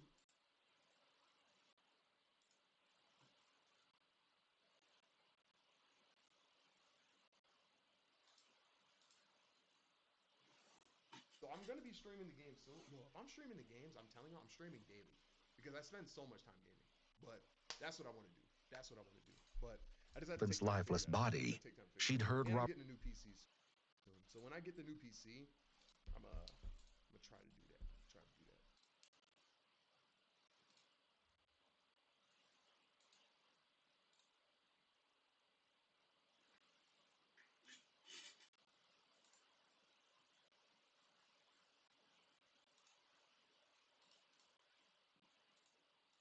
Yo, I don't know if there's anyone in the chat, but like, if y'all in the chat, please chat.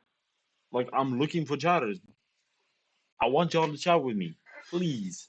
That would make me feel so much better, man. It's a little bit demotivating when, you know, no one's talking to me. So please, if anyone's in the chat, talk to me, man. I know I'm pretty quiet, but like, I'm still trying to figure this shit out, man. So it would mean a lot to me if you know, you guys could talk to me a bit. That'd be really nice. How quick is this? Oh shit! Oh fuck! Kind of fucked up my inputs here. There we go. My bad. But yeah. So please, if you guys are there, there's 2 viewers. I don't know who the viewers are, but it'd be really nice if y'all talk to me.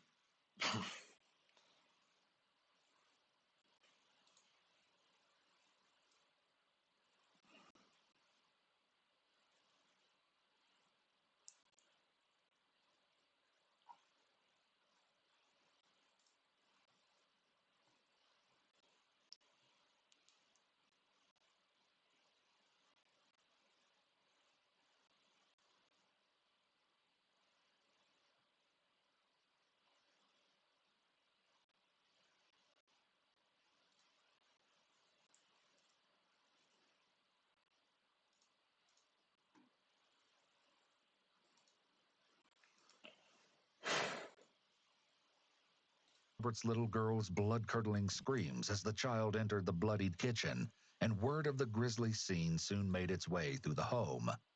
But clearly, things weren't quite adding up.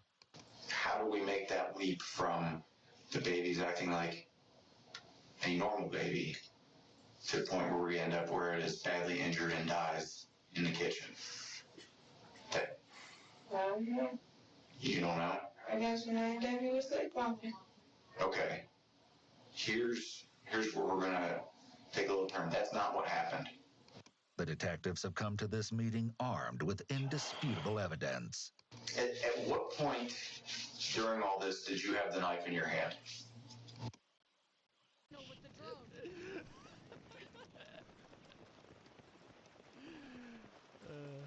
No. Okay, hello.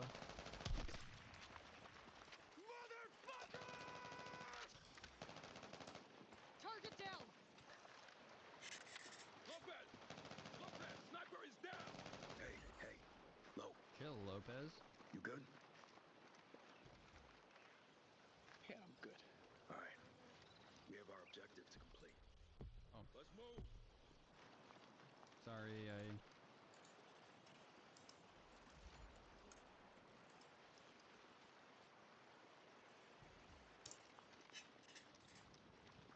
Yo, Aqua, any chance I could get a shout out? I'm live right now.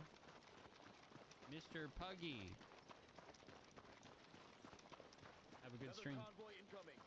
Deploying switchblade.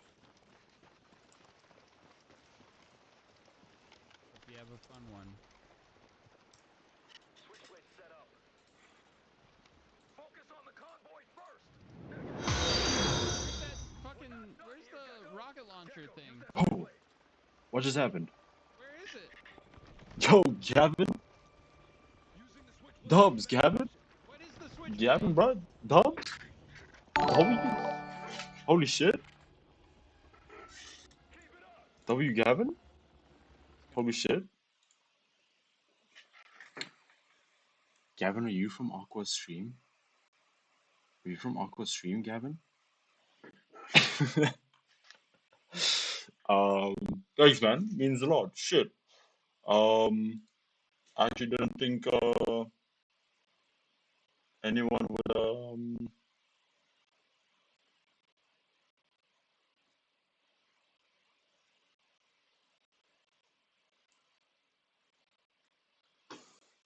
shit, I don't know what to say. Gavin?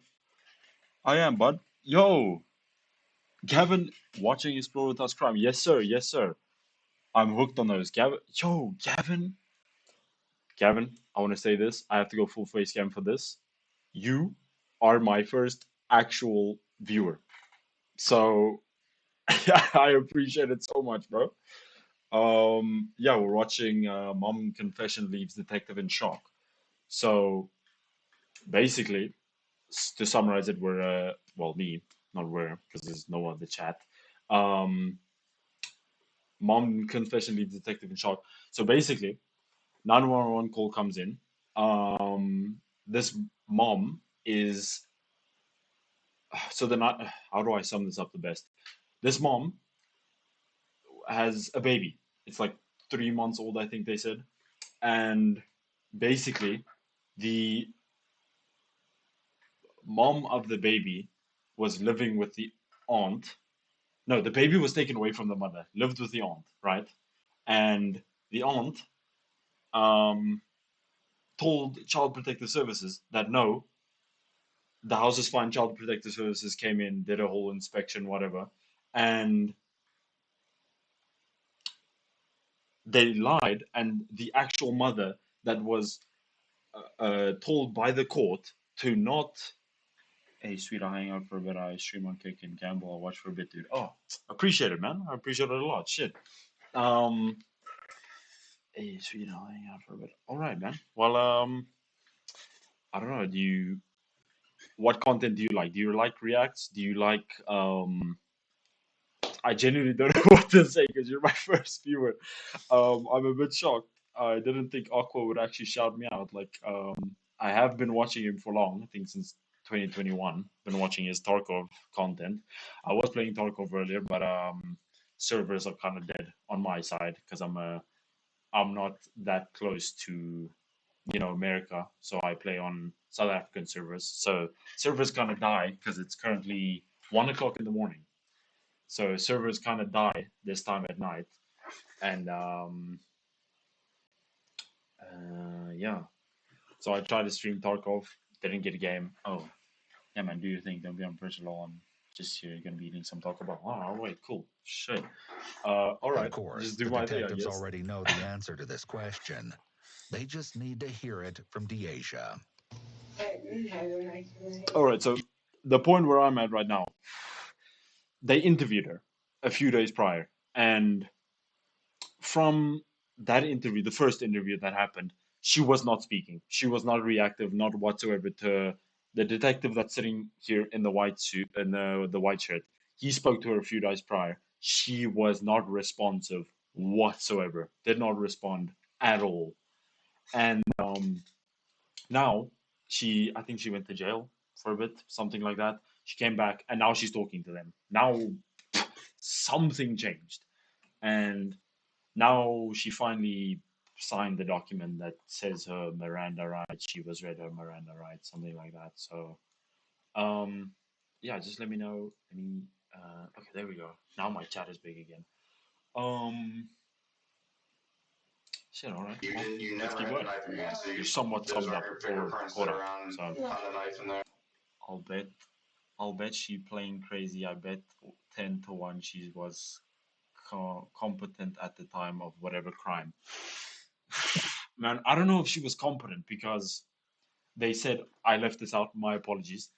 She at the time that the baby was taken from her initially, like way back before the crime was committed. She was high on weed. The officers came in. There was like a fight. She tried to strangle the baby. I think the baby was 7 weeks old at the time of this occurring. She tried to strangle the baby as officers were trying to get the baby from her, and then they detected a strong smell of I almost said methamphetamine, marijuana coming from the apartment. And then as officers tried to remove the baby from her, she started strangling the baby, and later on confirmed that there was marijuana in her system, and then she was put on a 72 psychiatric hold, and after that hold, the day after, she was diagnosed with postpartum psychosis. So I don't know the timeline between that happening and this happening. Marijuana won't make you crazy. Yeah, real. Sorry, my bad, man. Are you sure about that? Yes. So if we pull that up and your fingerprints on that, like, how am I going to explain that then? My fingerprints just stay on there. They just stay on there? You know what I'm saying? My fingerprints not on there. No, but I'm telling you that they are. I'm saying, how do I explain that? By checking it? By checking it? Why, we did check it. No, my fingerprints not on there because I didn't touch it. Okay. Well, you're thinking that your aunt did it, right? Yeah. Even though she was completely asleep, had no blood on her, no blood on her hands. You still think she's the one that did it? Yeah, she's sleeping. She's sleeping. You got a bed though, right? Yes. Do Tell me you sleep got a on it bed. all? No. How should Taco Bell with Bill no and I bev. explain Well, all the blood and stuff that was I'm all from over South you? Africa. We don't have Taco Bell. You don't know? Take a guess. How, what do you think would be a good explanation? I have a beer. Even better. Even At better. this What beer, point, the man? What beer? detectives are done entertaining Deasia's absurd claims and denials. They employ some tactics that weren't successful last time around. Do you know the difference between a bad person versus a bad thing? Like doing a bad thing? Do you understand the difference? Yes. So there are people out there who are bad, okay? But there are people out there who aren't bad, who sometimes do bad things. And there's a big difference in that. And that's just what we're trying to find out. Do you think something was just going on that may have caused you to do this? Yes. What do you think was going on? They were just trying to take my baby. People were trying to take your baby from you and that upset you? Yes. Okay. Did that make you feel like if you did this to the baby, then nobody would take it away from you? I didn't do nothing to the baby. But detectives aren't yet able to overcome Deasia's That's no denials, cap. as she continues to claim that she didn't cause Jania's death. They continue at it and try a different approach. I don't think you wanted anything. Just for context, real quick. Sorry I keep pausing.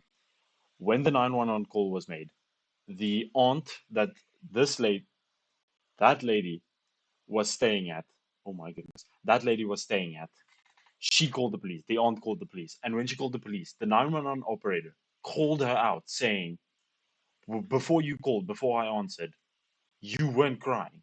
I heard you talking to your son, and I heard you weren't crying. And then when you heard I answered, then you started crying. So that's kind of weird. I'm just putting that out there. Speculate as you want. Bad that happened to the baby. I don't think that at all.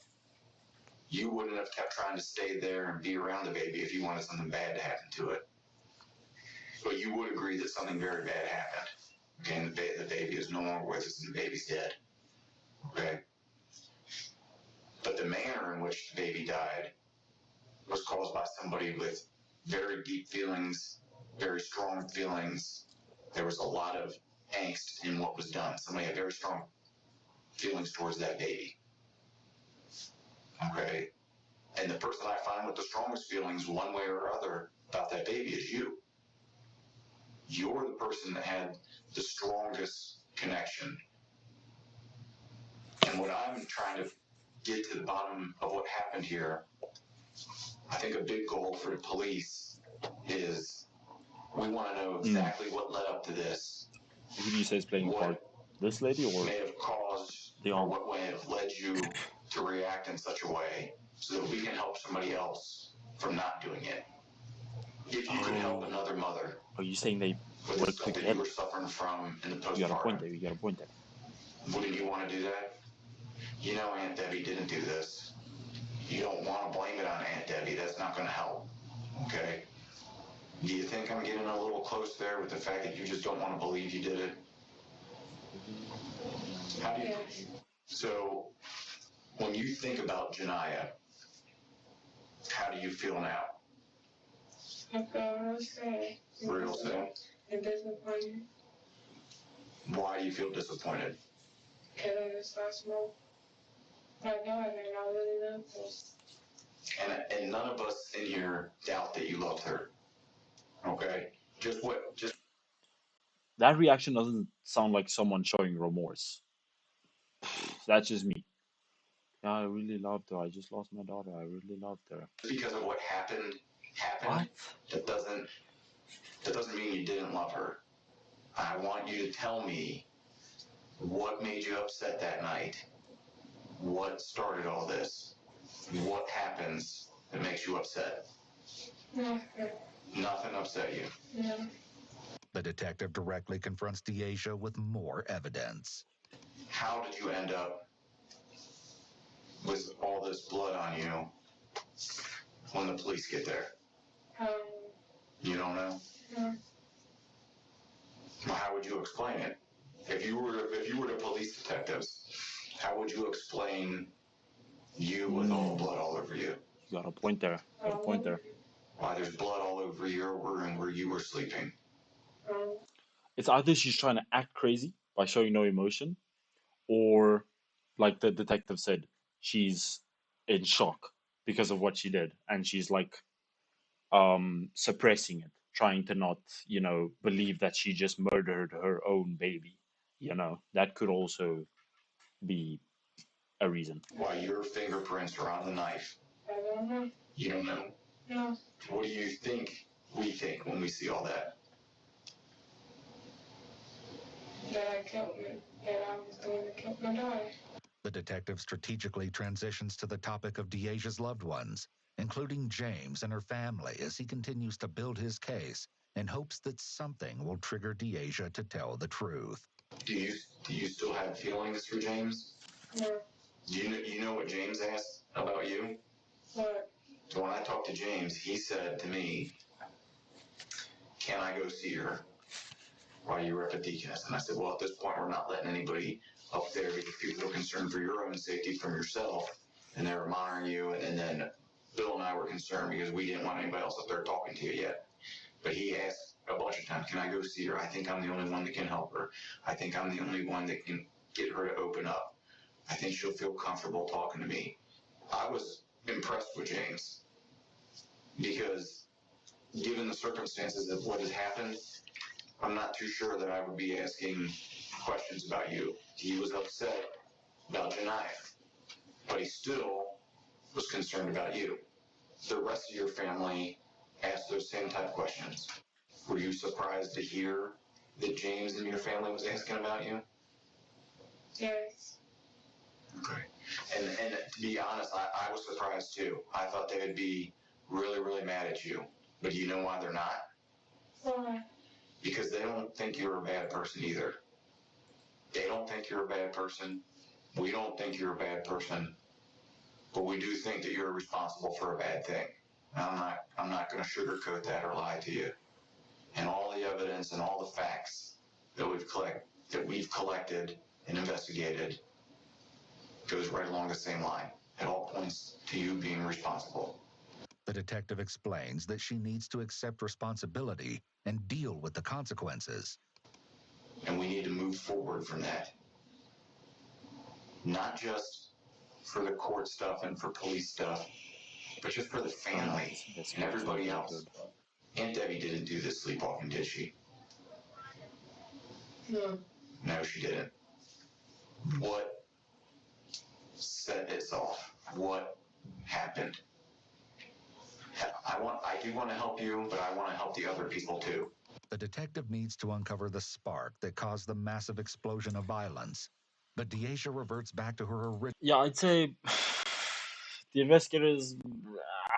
Usually, when you see the investigators in this, they play on the soft side of the suspect, and they try and tell them, "Oh yeah, no, I get why you did it. I'm on your side." They emphasize heavily on "I'm on your side." This investigator is like, "I know you didn't do this. Oh no, I know you did do this. I'm just trying to figure out why." Like, how's anyone gonna admit to that when they so strongly were fighting not to admit that they were that? You kind of have to reverse psychology, make it sound like what they did was okay, and then have them admit what they did, but also in a way that it's not entrapment. Original claim. She just doesn't know. The other detective chimes in. Do you understand? Jake's trying to tell you that you're not here because if you did it. We don't. We know that this happened. That you had a part in this. Okay, that you did this. We're just trying to. He's trying to figure out. We're all trying to figure out what was going on, how or why this happened. We know Aunt Debbie didn't do it, and you know that too. At what point, once you got to the kitchen, what happened once you got there? This time, Deaja provides a different answer, and it's unbelievable. I took that money and I killed her. With her admission less than 40 minutes into the interview, the denials cease. The ugly truth has finally been exposed. But it seems there's likely more to how this all came about. You recall the incident where the police were dispatched to the apartment as a result of cries and screams coming from within that night in late January. Well, as it turns out, it wasn't the first foreboding episode that had occurred within those walls. James shared some disturbing details with the caseworker at that initial meeting, shortly after Deasia had been taken off to the hospital for an evaluation. The beginning of 2015, which marked Janiah's first month, brought along with it some changes in Deasia. According to James, she began speaking regularly about religion. While that in itself wasn't a cause for alarm, it was out of character for Deasia. Her unsettling behavior included claims that demons were present. There were times she'd be fine one moment, then uncontrollably crying the next. James had managed to capture the audio of one such occurrence as he clutched Janiah in his arms, unsure of what else to do. He played the recording for the screener, and a hysterical Deasia could be heard screaming, "Why, God? Why me? What did I do wrong? Who are these demons? Please stop it." According to James, the incident, not unlike the one that occurred just hours earlier, was unprovoked and completely unexpected. That said, Deasia is now about to reveal her version of the slaying that ensued just days earlier, and she's poised to divulge every last nauseating detail. Please be advised that the following segment may be too graphic for some viewers. Warning. You saw the warning. Deasia starts at the beginning. I took Janiah, so I changed her diaper. He kept screaming and crying. And then I didn't get to change it, so I just threw her across the room. She didn't die, so I walked over there.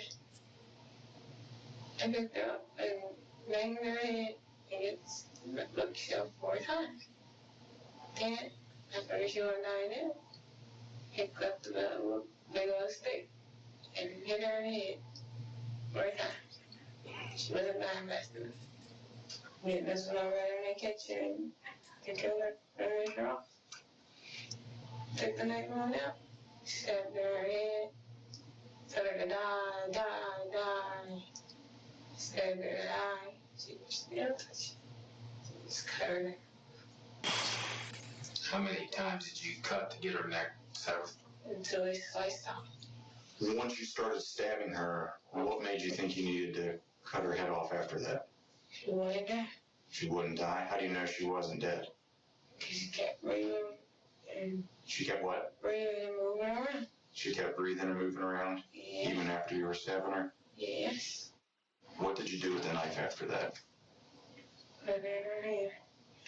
Was there a reason that you did that? Yes. Why did you put it in her hand? So it looked like she did. So it would look like she did it? Yes.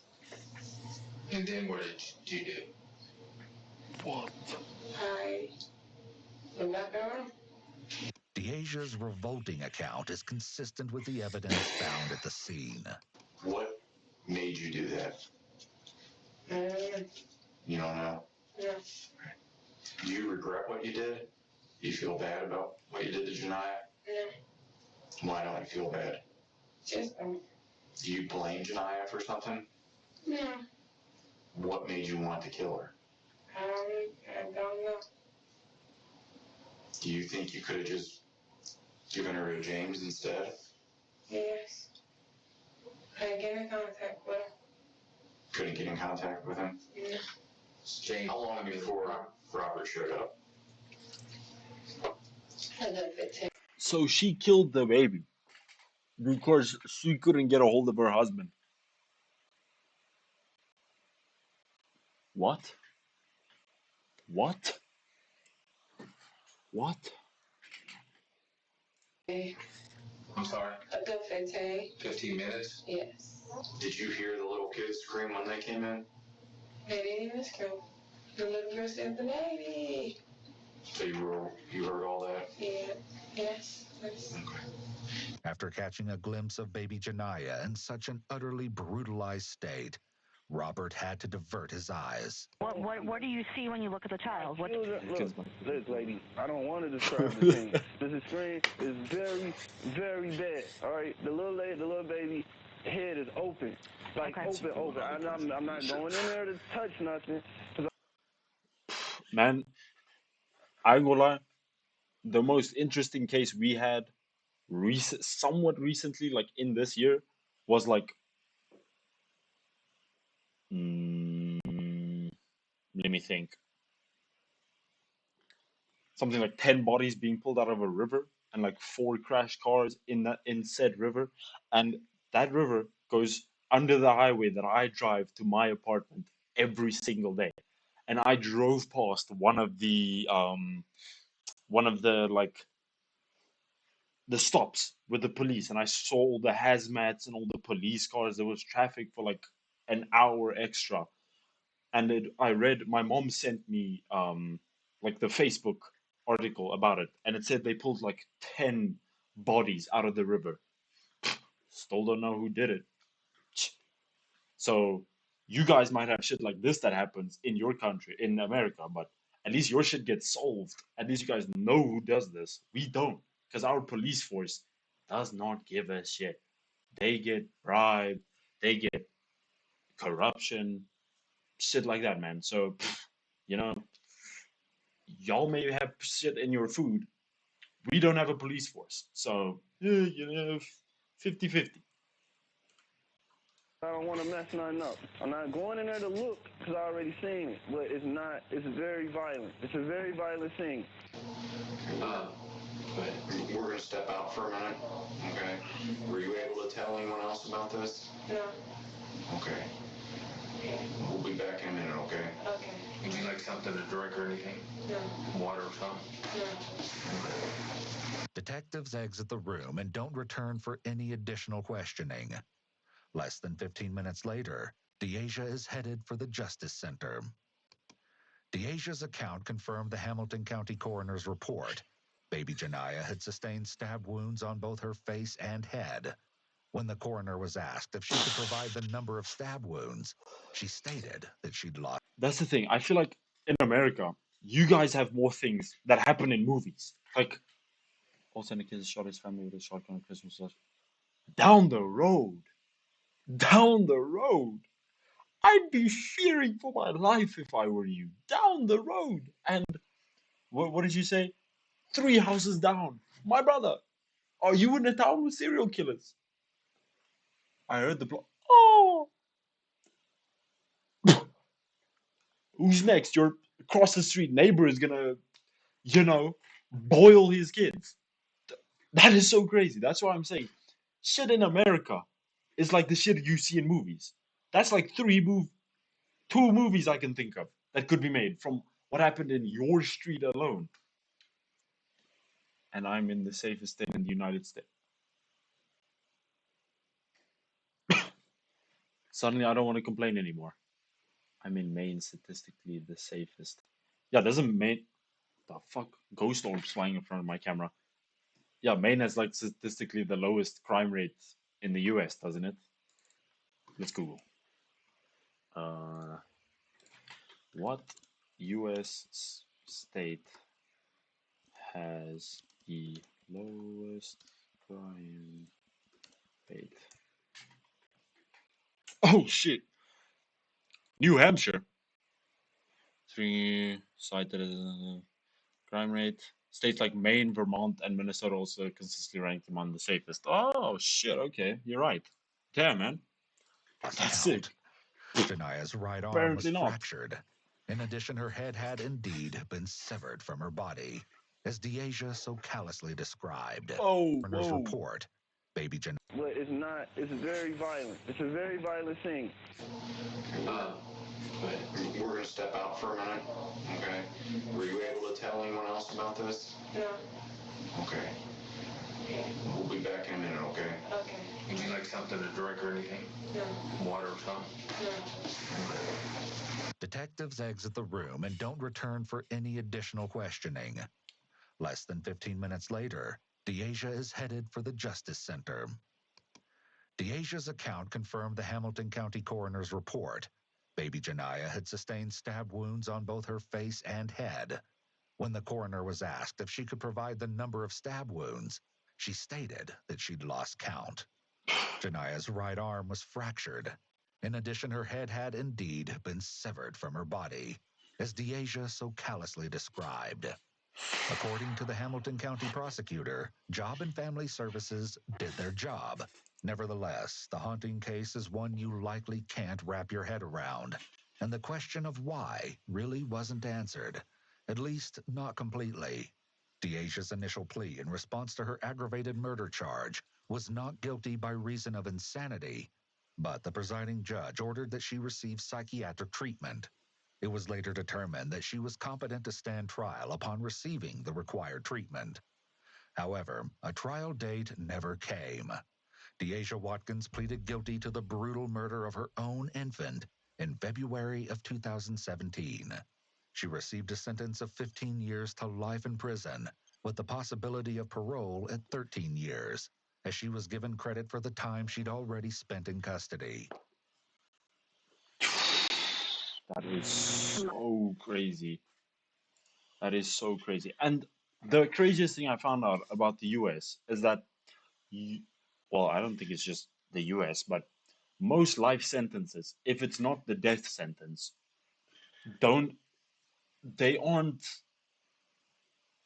until that person dies, they stay in prison. That means they stay, 25 years, I think, on average, is what a life sentence is. That is so crazy. Like, you murder someone and you go away for 25 years. That means I could murder someone right now and I'd be out before I'm 50. What? How does that make any sense? That is madness. So, how about, let's find wild stuff. Yeah. Crazy, man. Hello? What happened?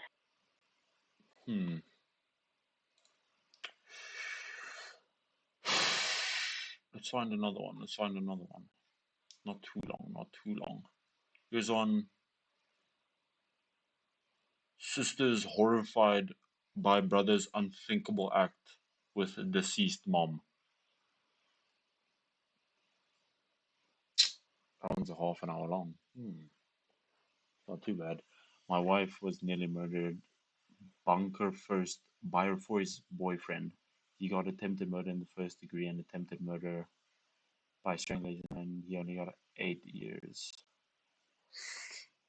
8 years for attempted murder in the first degree and attempted murder by strangulation. What? 8 years. Hopefully that happened in another state, though, right? Hopefully she's not still in the same state as she is. Otherwise, the killer thinks he got away with it. The mass killer murder over My Little Pony. I think I've seen this one. The Most Twisted Investigation. Why did you choose? I think this is a good one. It's 36 minutes long, so, not too bad. What happened here? He's still got 4 years. All right, well, hopefully in 4 years he's had psychiatric help, so let's, hope for the best. And, man, I really hope the best for your wife, Hope she's gotten over it, not too much trauma, But, on to the next video, the most twisted interrogation you'll ever see.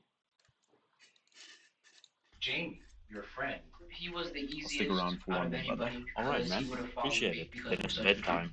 Why did you make? What is it? What's the time there? You're in America. Shouldn't it be like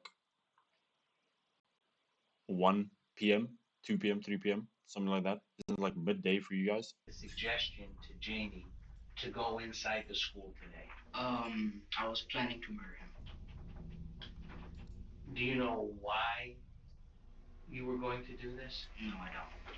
This is 14-year-old Michael Hernandez. He's an honor roll student at Southwood Middle School, the well-behaved son of a business owner and an occupational therapist, and as of right now, he's the prime suspect in the cold-blooded murder of his close friend and schoolmate, 14-year-old Jaime Goff. Detectives would get the answers they're looking for but only after enduring one of the most spine-chilling interrogations they would ever conduct. The following footage revealing a 14-year-old killer has never been seen before. February 3rd, 2004 started like any other Tuesday at Southwood Middle School in Miami, Florida. Students gathered outside of the school to meet up with friends, socialize, and wait for the doors to open at 8:50 a.m. No one thought much of it when two particular students weren't at their usual meeting spot by the teacher's parking lot that morning. The doors opened and students flooded inside. Oh, Before damn, 8 classes p.m. started, Okay. a student So decided to make a pit stop to the somewhat boys' late, bathroom actually. on Damn, the okay. second floor of the school. Know that. He couldn't have known just how traumatic this decision would turn out to be. Upon entering, another student whom he didn't recognize calmly walked past him and exited the restroom. He observed a single black book bag sitting at the entrance of the bathroom and specks of blood dotting the floor. Yo! W zombie. Zombie followed. Rebirth. Yo! Dubs. Zombie. Dubs, you guys. Thank you. Thank you, y'all. Shit. I appreciate so much, you guys. Zombie and Ray. Hey, yo, we in here. Yo, Rebirth. Appreciate it, man. Appreciate it, you guys. If I didn't have to stay up every day for a 10-hour. What is that? What was that noise? Did I? What was that?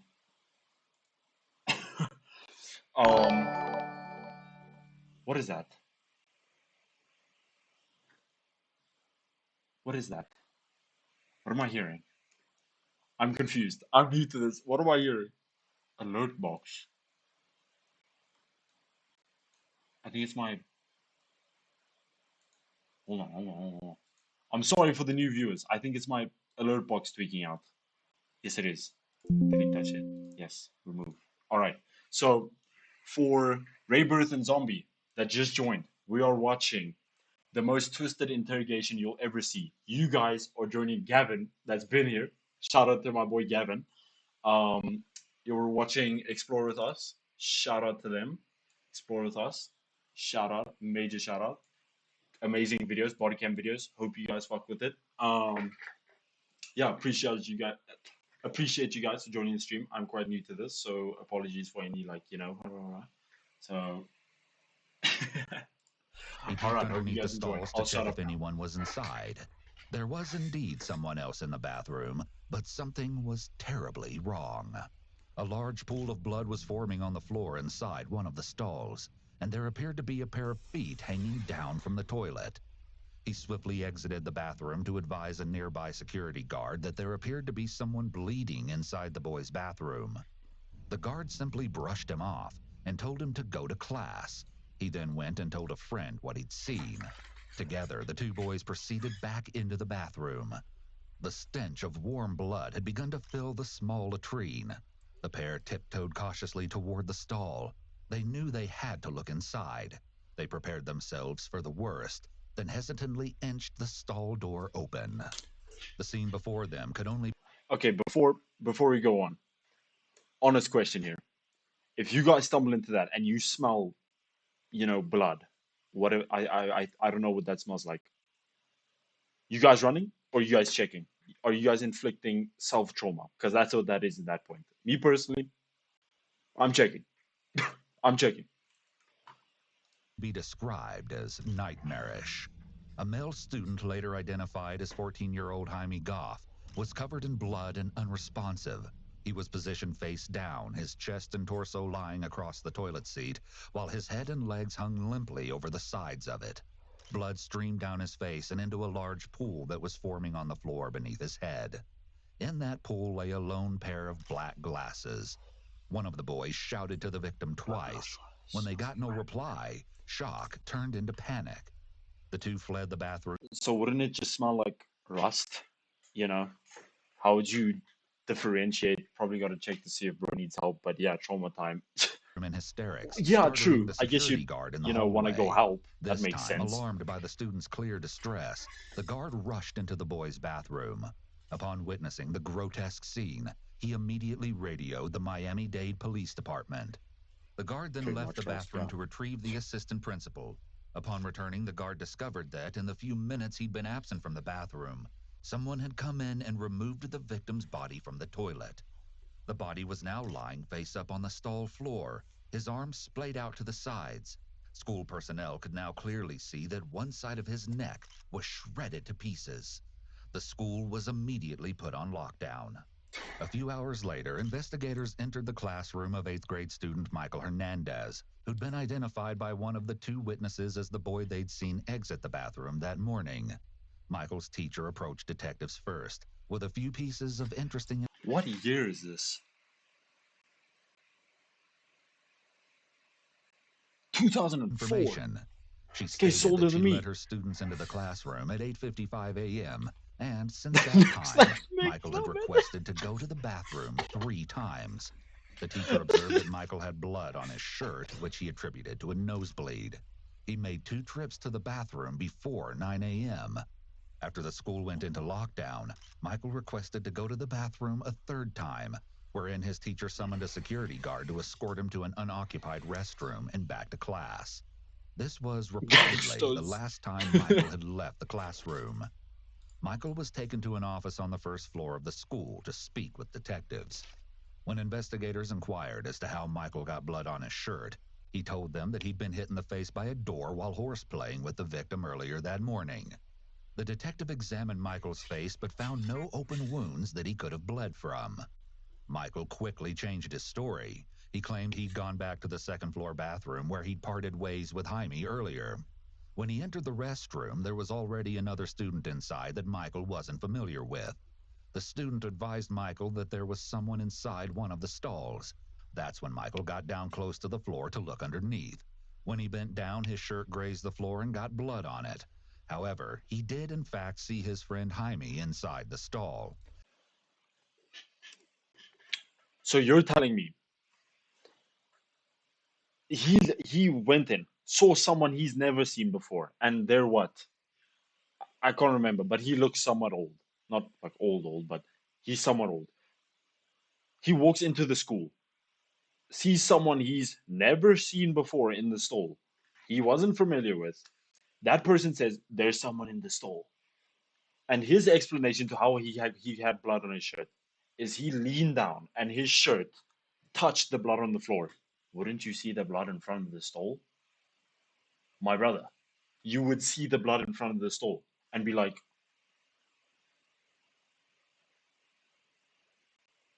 and dip, report to an elder person, to higher ups. You telling me he didn't see the blood? I'm calling cap. After that, he simply left the bathroom and went to class. After collecting Michael's statement, a consensual search of Michael's book bag was conducted.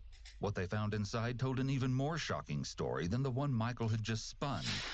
Inside the bag was a red jacket and 2 latex gloves, both with traces of blood on them. The detective asked Michael to accompany him to the station, to which Michael agreed. A little after 1:40 p.m., Michael was transported to the Miami-Dade Homicide Bureau office. Here, he regaled detectives with an entirely different tale. The version you're about to see is more twisted and disturbing than anything detectives had heard so far.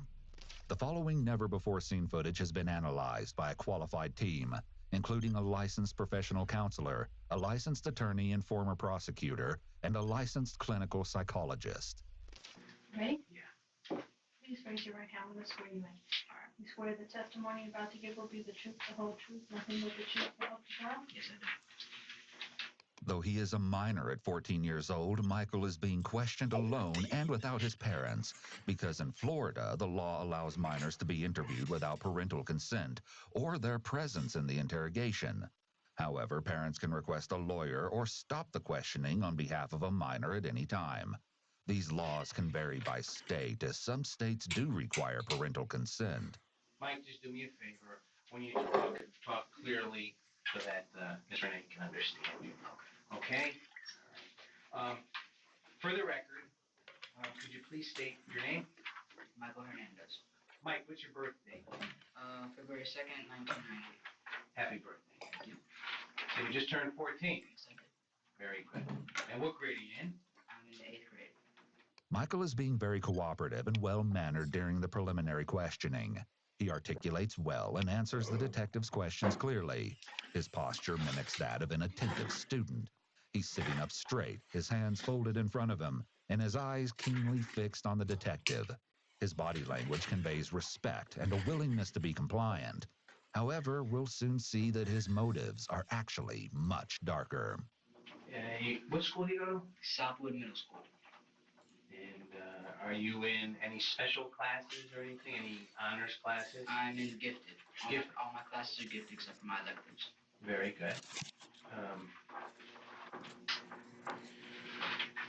You can read and write the English language, correct? Yes, I can. And what are your grades in school, Mike? A's and B's.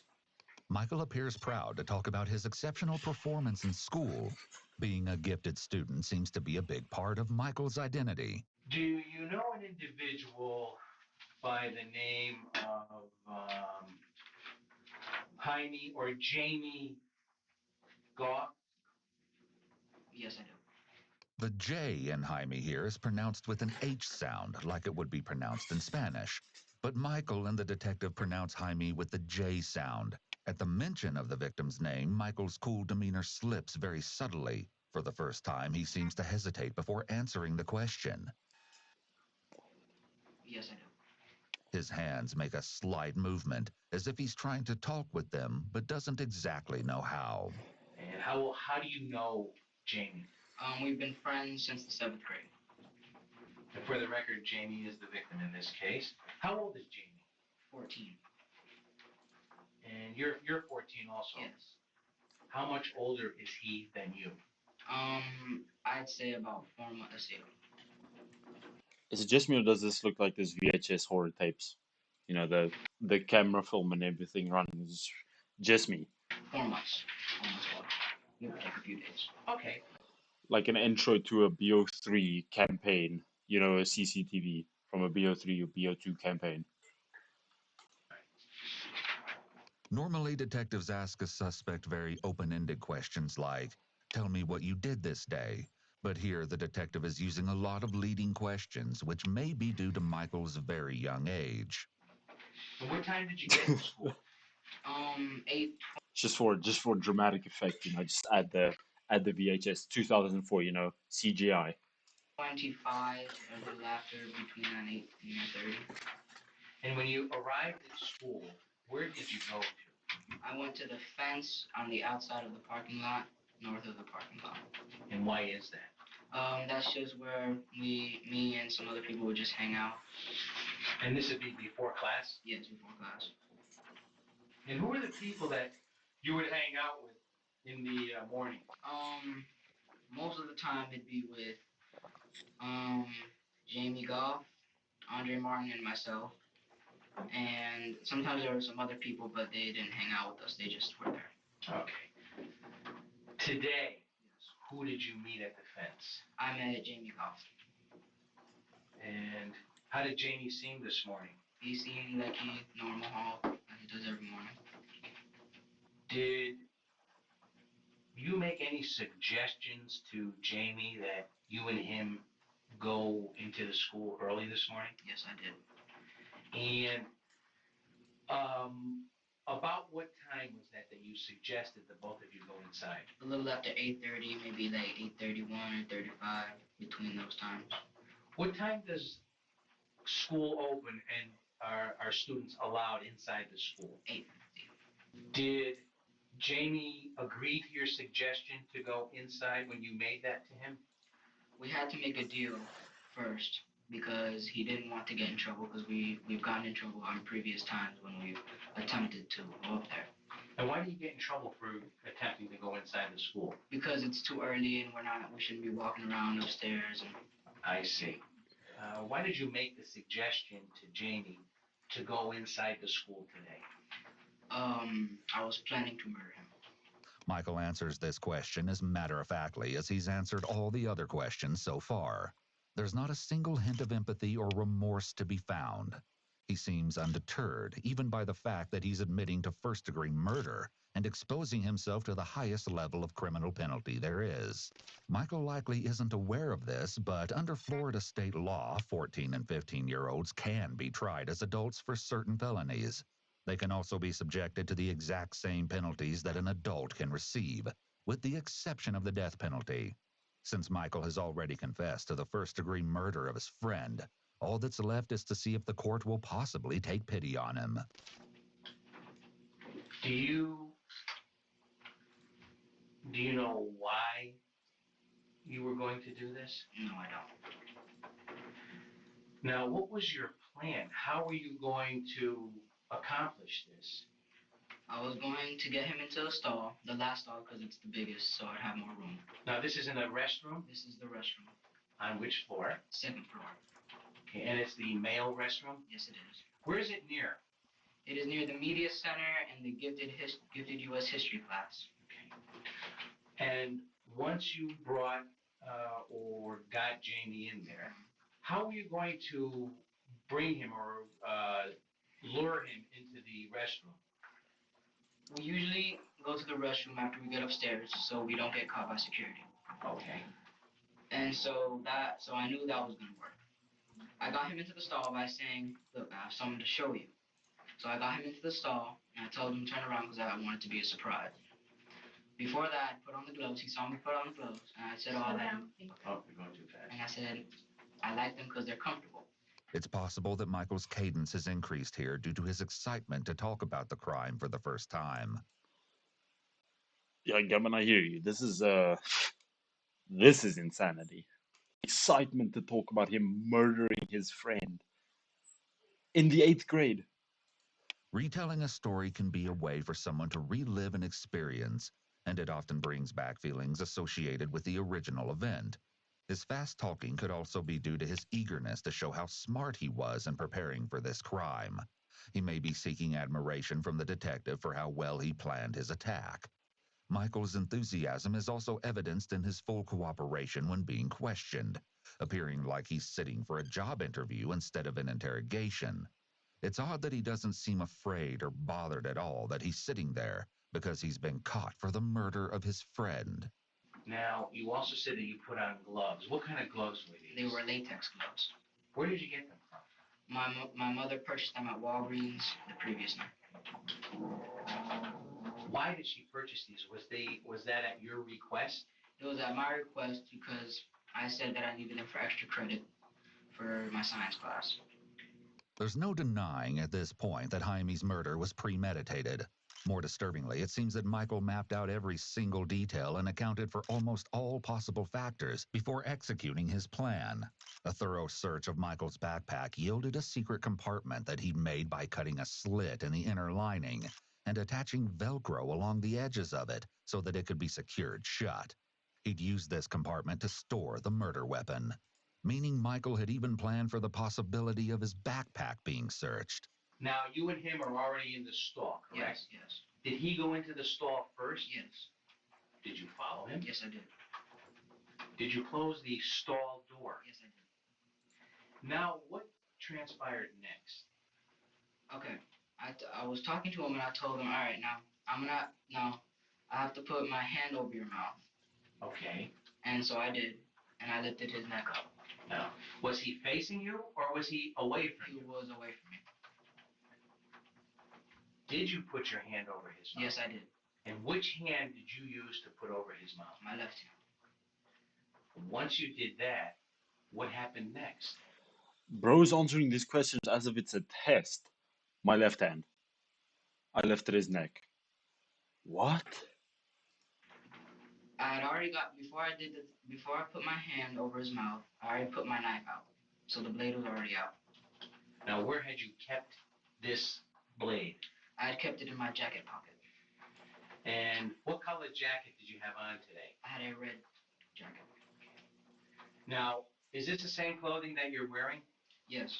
The detective is asking Michael a lot of control questions, meaning questions he already knows the answer to in order to see if Michael is being truthful with him. He's also asking him questions to see if they corroborate with the evidence they have already ascertained. And what did you do next? I took the knife out, and I proceeded to slit his throat. Now, do you remember in which direction you slit his throat? Left to right. Michael is able to recall the details of the murder extremely well, even noting the direction in which he slit his friend's throat. This is significant because it indicates that Michael didn't dissociate at all during the act. Some offenders black out while There goes a plea for insanity. committing a particularly heinous crime due to the extreme stress of the situation. Michael, however, was keenly aware of exactly what he was doing, from beginning to end. This idea is especially haunting when you learn exactly what Michael did to his young schoolmate. An autopsy of the victim's body concluded that, in addition to his throat being slit, Jaime had been stabbed in the neck over 40 times. It's gut-wrenching to think that Michael, a 14-year-old child, was in complete control the entire time, savoring every single jab, slice, and cut. Did Jamie say or do anything? Did he put up a struggle? Yes, he did. He turned around after I did that. He asked me not to kill him. So I told him, okay, I'm not going to if you cooperate. Okay. Which was a lie. Right. And so I realized that the stall door was open, so I locked it. Yes. And then I turned him around again and proceeded to stab him. And where did you stab him, Mike? I'm not positively sure, but I'm guessing around the jugular vein right around here. That's Okay. where I was aiming. Did you stab him anywhere else on his body? Just basically the back of the neck, all through the neck. Okay. And once in the temple, and I think I sliced him here. And that would be on the left side of his face? The left side of the face. Michael is speaking very matter-of-fact and openly. He's likely excited to show the detective how clever he was. This may have overshadowed any thoughts of self-preservation, as he readily admitted to killing Jaime. He may be either unaware of or unconcerned about the legal consequences for his actions. In addition, his young age may have played a role in his readiness to confess. The prefrontal cortex does not fully develop until around the age of 25. Michael may still be feeling amped up and powerful after the murder, and is acting on that emotion, which may make him want to brag about what he did, rather than consider the fallout for his confession. Now, after you did that, what happened? I left. I took my gloves off and I flushed them down the toilet. Okay. Okay. I left and I went to go clean myself off. People were coming in, and so I left that bathroom and went to the other one downstairs. Okay, let me stop you here.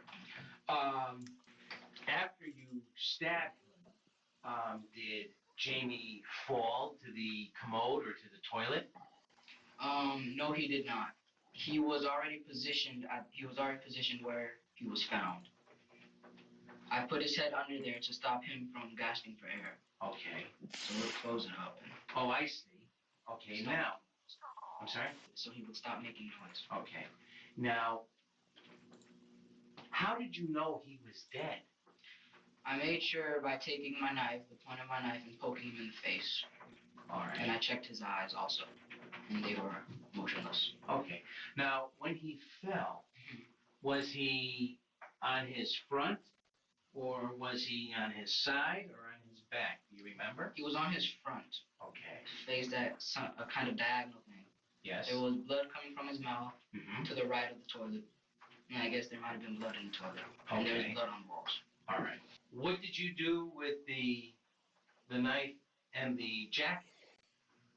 I put the knife was broken because of the stab wounds, and I couldn't close it back. So I closed it as much as I could, and I put it in my jacket pocket. Okay. I proceeded to go to the sink, and I wiped some of the blood off the jacket, took the jacket off. No, I did not. Oh. When Michael is told to slow down here, he seems to be getting carried away as he's telling a story. Overall, both his affect and tone appear markedly blunted throughout. While his speech speeds up either from anxiety or excitement, there's no major change as he talks about going to get the gloves versus viciously stabbing his Sorry, friend, Gavin, man. or This even shit is rough. realizing he's dead. It was at my request because I said that I needed them for extra credit for my science class. I took the knife out, and I proceeded to slit his throat. I did not take the jacket off. 15 minutes. It took him 15 minutes to divulge all of this. Brother has been yapping. At that point, I just waited to get the blood off. Okay. I proceeded to go downstairs to the other bathroom on the first floor. I then wiped myself off with all the stuff off my face and the stuff off my jacket. Then I took the jacket off and put it in my book. Now, you said that you had flushed some gloves down the toilet. There were two. I flushed two gloves. 2 gloves. How many pair of gloves did you have? I had 2 pair. 4 gloves in all. Where did you keep the other pair of gloves? In the jacket pocket where I kept the knife. All right. Now, before you gloved up this morning in the bathroom, did you remove any of your jewelry? I removed my rings because they would have cut through the latex glove. Okay. Did anything unusual, or did you notice anything unusual when you put your hand in your jacket pocket after the incident? Yes. One of my rings was missing. And which ring was that? It was the ring on my right ring finger. So, what did you do? I went back upstairs to find the ring. There was a witness there saying that someone was in that stall. The way Michael refers to a witness is an indication that he may have strategically and specifically planned the entire murder, considering the possibility of witnesses being present or interfering in some way. He's speaking. Oh, Gavin, I know exactly which one you're talking about. You're talking about, I don't think it was 13 dead children in her trunk. It's one of her Explore With Us's newest one. She had her, it wasn't her 2 kids, but she had 2 dead kids that had been dead for like 2 years in her trunk. That is like the craziest one I've saw. As if he's a law enforcement official describing or examining this case, rather than the perpetrator describing his own acts. I went to go look, having known what was there, and I saw my ring and picked it up. That one was fucking crazy. I think I struggled to sleep after watching that one. Check to see if Jamie was okay? No, I did not. It was strictly to check on your ring. My ring, yes. And why did you want to recover your ring? Because I value my jewelry. Okay. It's very interesting to note how much more Michael's ring meant to him than his dying friend. This detail speaks volumes about exactly how Michael's mind works, namely that he possesses a disturbing disregard for the lives of others. Do people know that you wear that type of ring? Yes, many people know I wear this type of jewelry. Could someone have identified you because of the lost ring? Yes, they could have identified this ring, definitely. Okay. When you went back upstairs to go back or into the bathroom to look for your ring, yes, who is the individual that told you someone was in the stall? I'm not sure of his name. Had you had planned to do this to Jamie? Yes, I did. How long have you had this plan? A little under a week. And is there any specific reason why you planned this? No, there's not. Perhaps the most spine-chilling detail of all, Michael likely killed his friend purely for personal satisfaction.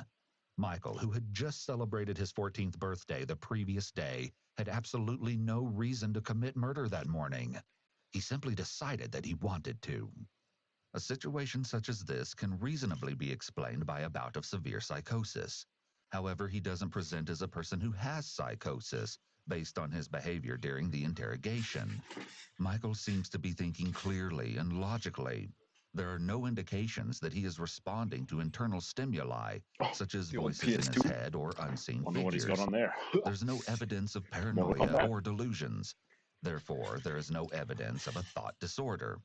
Michael's heightened intelligence and composure, as well as his blatant lack of remorse, are reminiscent of someone with antisocial personality disorder. However, an ASPD diagnosis cannot be given to anyone under 18. We cannot conclude that Michael has ASPD or psychopathy, the term often used to describe the most severe type of antisocial personality, not only because we don't have enough information about Michael's symptoms and history, but also because Michael is only 14 years old and too young to be given such a diagnosis. At most, Michael's behaviors align with a diagnosis of conduct disorder, particularly since he has a history of taunting and physically assaulting peers, which you'll hear more about later. However, if we suspend the fact that he cannot be diagnosed, his matter-of-fact demeanor could be due to the presence of psychopathy, as he has a lack of reciprocal emotion. A psychopath can be asked about a person they murdered and show no emotional response or reaction when they are shown pictures of the person or when they are told that the person likely suffered. In other words, they don't respond with an emotion that matches the circumstance. Why did you choose Jamie, your friend? He was the easiest out of anybody because he would have followed me because we're such good friends. And I knew he would have followed me in there and done what I would have said. Okay. Now, I asked you about an individual named Andre Martin. Yes. Do you know Andre? Yes, I do. How old is Andre? He is 13. What grade is Andre in? He's in 8th grade. Is he a friend of yours? Yes, he is. Is he in any of your classes? No, he's not. How long have you known Andre? I have known him since about the 4th or 5th grade. And I know you told me earlier that usually you and Andre and Jamie hang out. Yes, at the north part of the parking lot. At the fence, correct.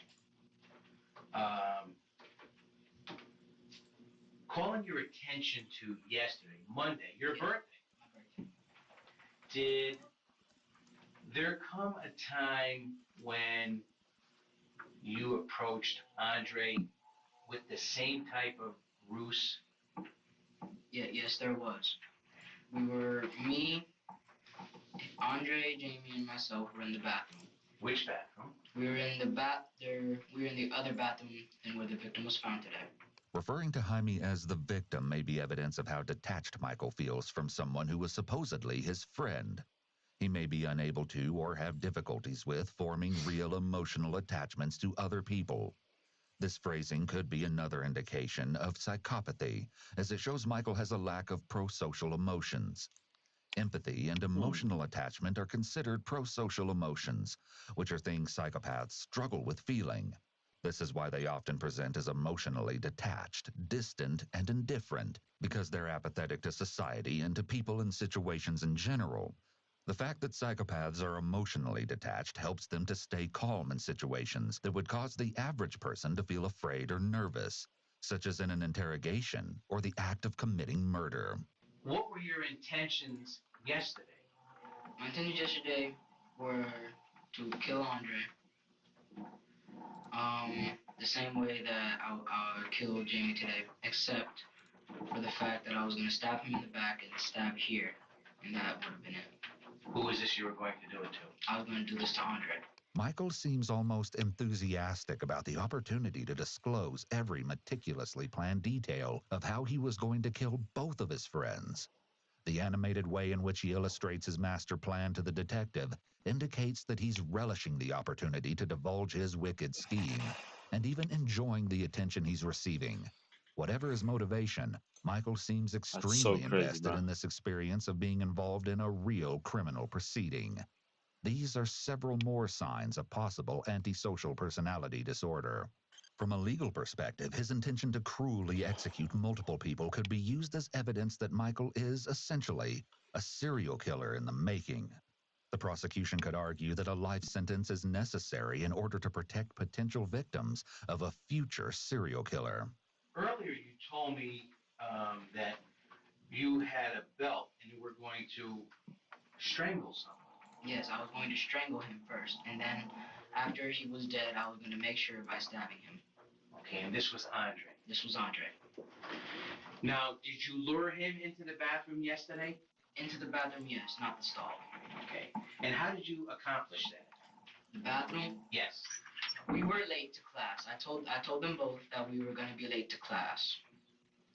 And so we snuck upstairs after the late bell had rung. We got to the bathroom, and I was trying to convince Andre to go into the stall. Okay. And how were you going to do that? I told him that I had something to show him. Okay. Yes. And what was his response to that? His response, he didn't want to do it, so he said no. He's like, why can't Jamie go first? My response then was that he's going to go next. Okay. Now, did Jamie agree? Did Jamie say, I'll come in, I'll look? Yes, he did. Okay. And what did you say at that point? I said no, he's going to go first. Okay. And any particular reason why? I What? wanted to get Andre killed first before I got Jamie. All right. Now, Huh? when that did not happen yesterday, what did you end up telling Andre and Jamie? Michael is taking up a lot of space on the table with his arms and hands. This could be indicative of confidence and feeling in control of the conversation, or at the very least, feeling at an equal level as the detective. I said, all right. And I said, okay, you're going to guys cooperate tomorrow? They're like, yeah, okay, we'll cooperate tomorrow. All right. Michael's word choice here says a lot about his relationship with his friends at school. When Andre refuses to go into the stall with him the day prior, Michael asks his friends if, in his own words, they'll cooperate with him the next day instead, to which they both agree. The way he speaks to his friends indicates that Michael was likely the authority figure in his friend group, and that his friends regularly felt like they had to obey him. That might explain why he thought he could easily lure them both to a horrific fate. Sadly, Michael was right about Jaime, but clearly underestimated Andre. Today, before this happened to Jamie, what were your intentions going to be if Andre should have shown up? I would have talked him into coming to the bathroom with me, coming into the stall. Then I would have proceeded to slit his throat and stab him continuously until he died in the neck area. Yes. And then I would have left him there. Yes. And gone back downstairs and talked Jamie into coming upstairs. Lured him into the other bathroom and slit his throat and stabbed him in the neck. Okay. Now, Mike, where did you get this knife from? I have a knife collection. Uh-huh. I've been collecting knives, and as I said, my dad has a store, and so I asked him for some knives. This was before I was gonna do this. Yes. And I asked him for some knives. He's like, all right, you can take them, because I wanted a not switchblade, but like a knife that can come out I easily. think they call them gravity knives. Michael had exhibited several warning signs of concerning behavior prior to the murder, most of which detectives won't discover until they speak with more of Michael's schoolmates over the next few days. Students reported that Michael demonstrated an intense interest in all things gore and death. Even the screensaver on his computer at school featured a scary creature covered. If my homie goes, oh yeah, I love seeing people bleed to death and die. You what? You what? You want to repeat that? Huh? Report. In blood, Report. which had caught the attention of other classmates. Michael also had a history of teasing and physically assaulting his peers. He'd been reprimanded in the past for mocking and hitting a couple of female classmates. He was also known to poke and chase other kids with a screwdriver that he kept in his backpack. Let me ask you this. Is there any particular reason why you did this to Jamie? No, there's not. Did he offend you in any way? No, he did not. Did he harm you in any way? No, he did not. Mike, you know the difference between right and wrong, correct? Yes, I do. Do you think what you did is right or wrong? No, I don't. Well, what don't you think? I think it is neither What is that right, noise? but I don't think it was wrong. Do you know what you did is wrong? Yes, I do. Okay. The fact that Michael is saying that he doesn't think what he did was right. Yeah, well, tough stuff because my favorite horror movies are the Terrifier movies, which are pretty much smart films. But like, man, nothing wrong with gore. Nothing. You know, horror movies are gory for a reason because it's scary. I myself, early in the stream, you can go watch. I apologize for the mic quality if you go watch. I'd like if you watch the VOD. I played 3 horror games in the beginning of this stream. Man, love gore. No, love horror. Not saying there's anything wrong with gore, but like, you know, if he's cutting open squirrels to see their fucking guts. Okay, Jeffrey Dahmer, we see you. You know, that's all I'm saying. Like, there's a line. Or wrong shows us that he must have come up with his own explanation or justification for what he did. Had the detective probed further, we may have gotten more information about why Michael believes that killing Jaime wasn't necessarily wrong. This could have possibly revealed some delusional thinking. Michael said himself that Jaime didn't do anything to him, so for Michael to believe that what he did wasn't wrong means that he likely has some type of unconventional belief about taking someone else's life. Is this the first time that you have been involved in something like this, Michael? Yes, it is.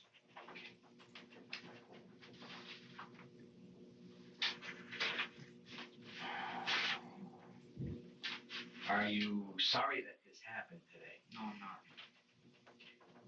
You what? And this was an unprovoked attack on Jamie? Yes, it was. Sir, has everything you told me been true and correct to the best of your knowledge? Yes, it has. Have I forced you to give this statement, sir? No, you have not. Have I treated you gentlemanly? Mm-hmm. Yes, you have. Thank you, sir. I have no further questions. Okay. Following his interrogation, Michael was transported to the Juvenile Assessment Center. Michael stood trial 4 years later, pleading not guilty by reason of insanity. At his trial, What a I tell you. particularly startling piece of evidence was brought forth. A notebook of Michael's that contained information about famous serial killers. A list of people he planned to kill, including his older sister, and a mission statement that declared his need to cleanse the planet by murdering people. Needless to say, the jury took no pity on him. On September 24, 2008, Michael Hernandez was found guilty of the first-degree murder of Jaime Goff and the attempted first-degree murder of Andre Martin. He was sentenced to life in prison without the possibility of parole, plus 30 years for the attempted murder charge. 8 years later, in an unforeseen turn of events, a Supreme Court ruling made it unlawful to automatically sentence a minor to life in prison without the possibility of parole. Michael appealed and was retried in 2016. He was again sentenced to life in prison and returned to the Columbia Correctional Institute to serve the remainder of his sentence. However, Michael wouldn't remain in prison very long. On April 29, 2021, Michael suddenly collapsed and shortly thereafter was pronounced dead. His cause of death was noted as cardiac dysrhythmia, or an irregular heartbeat, in connection with morbid obesity. Michael died at the age of 31 after having spent a total of 13 years in prison. How do you get morbidly obese in prison? What are they feeding on in the US? What do you get KFC every day in prison in the US? Like, how the fuck do you get fat in prison? I thought people work out in prison. They do push-ups. They read. How are you getting morbidly obese and die from what's it called? Cardiac arrhythmia. What? That is so crazy. Madness. I don't know. It says, yeah, but it says there's a. Okay, no, it says there's 3 viewers. My Streamlab says there's 5 viewers in chat, but let's Gavin's probably gonna head off now.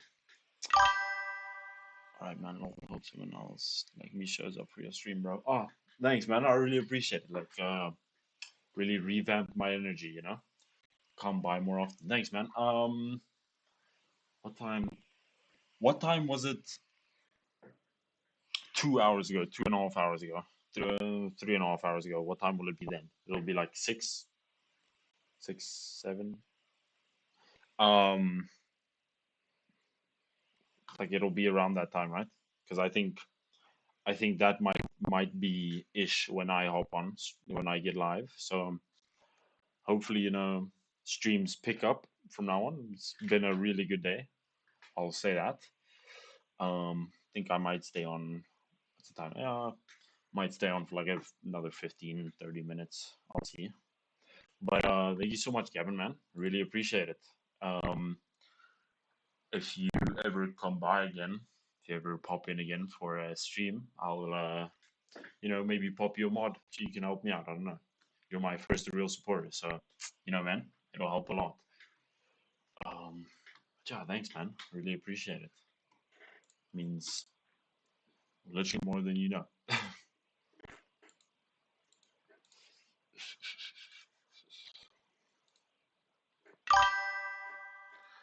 if you use Discord, add me. If you ever want to join me as a guest on the I rock and roll 200 USD online each day after work. Shit, man. Yeah, I won't complain. Just hold on. Let me copy that. Let me add you real quick. Add friends. Send friend request. All right, man. Send you a friend request. Let me know if you ever want to join me as a guest on my gambling stream. Yeah, man. That'll be sick. I'd love that. Just let me know when you're online. I've added you on Discord, so just pop me a message and I'll see if I can hop on join you as a guest. That'd be really cool, man. I'd love that.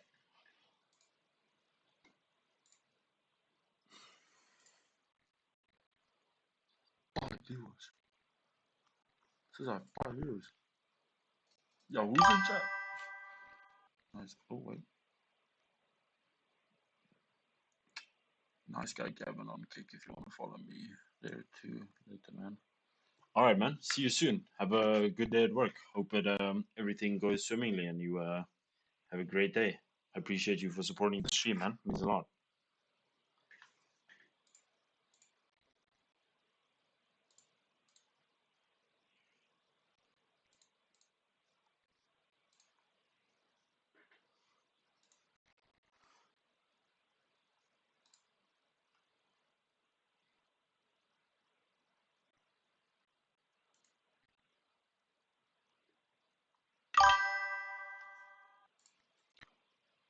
Cheers, man. Cheers. Have a great one.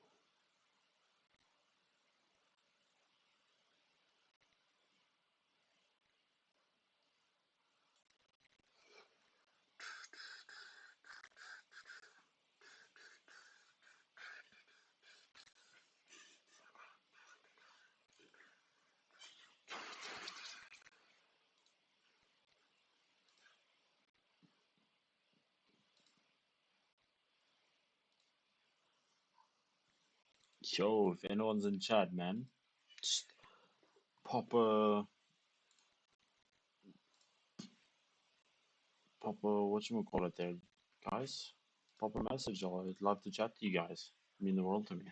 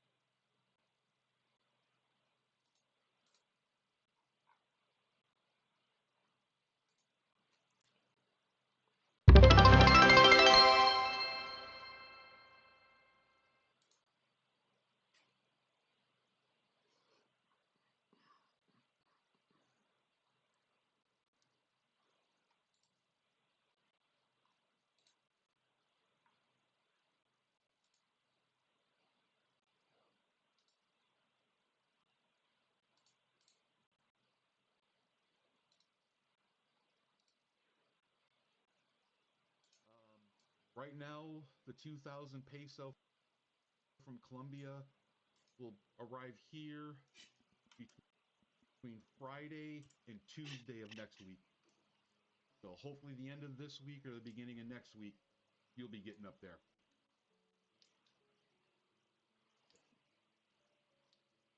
And then hopefully this weekend, I'm going up to see the grandbaby, but grandbaby's dad is good at woodworking. Hopefully I can get kind of like the framing started, and hopefully we can get that up soon and get these looking. I mean, they look good, but they'll look better when they're in a box frame instead of just taping them up. But yeah. Let's get rolling here.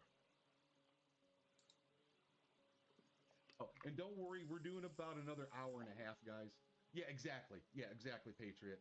It's almost like War Thunder knows you have a booster, and you will never have a good game. RNG my ass.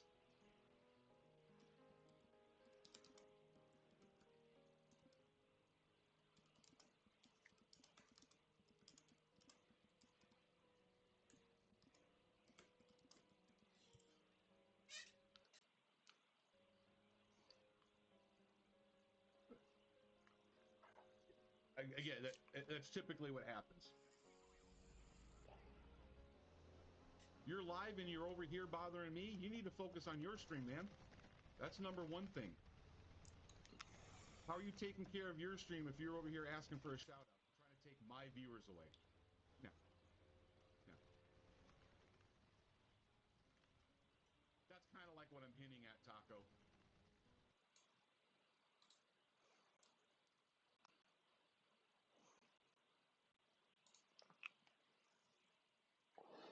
All right, well, guys, think I'm gonna call it a night there. You know, it was a good stream. Got some more viewers, man. It would, you know, great stream. Got a lot of chats, as you guys can see. You know, started it up more, and yeah, should be live tomorrow around about same time. Shout out to Gavin. Shout out to everyone that joined. Rayber, Zombie, and Gavin. Shout out to you three.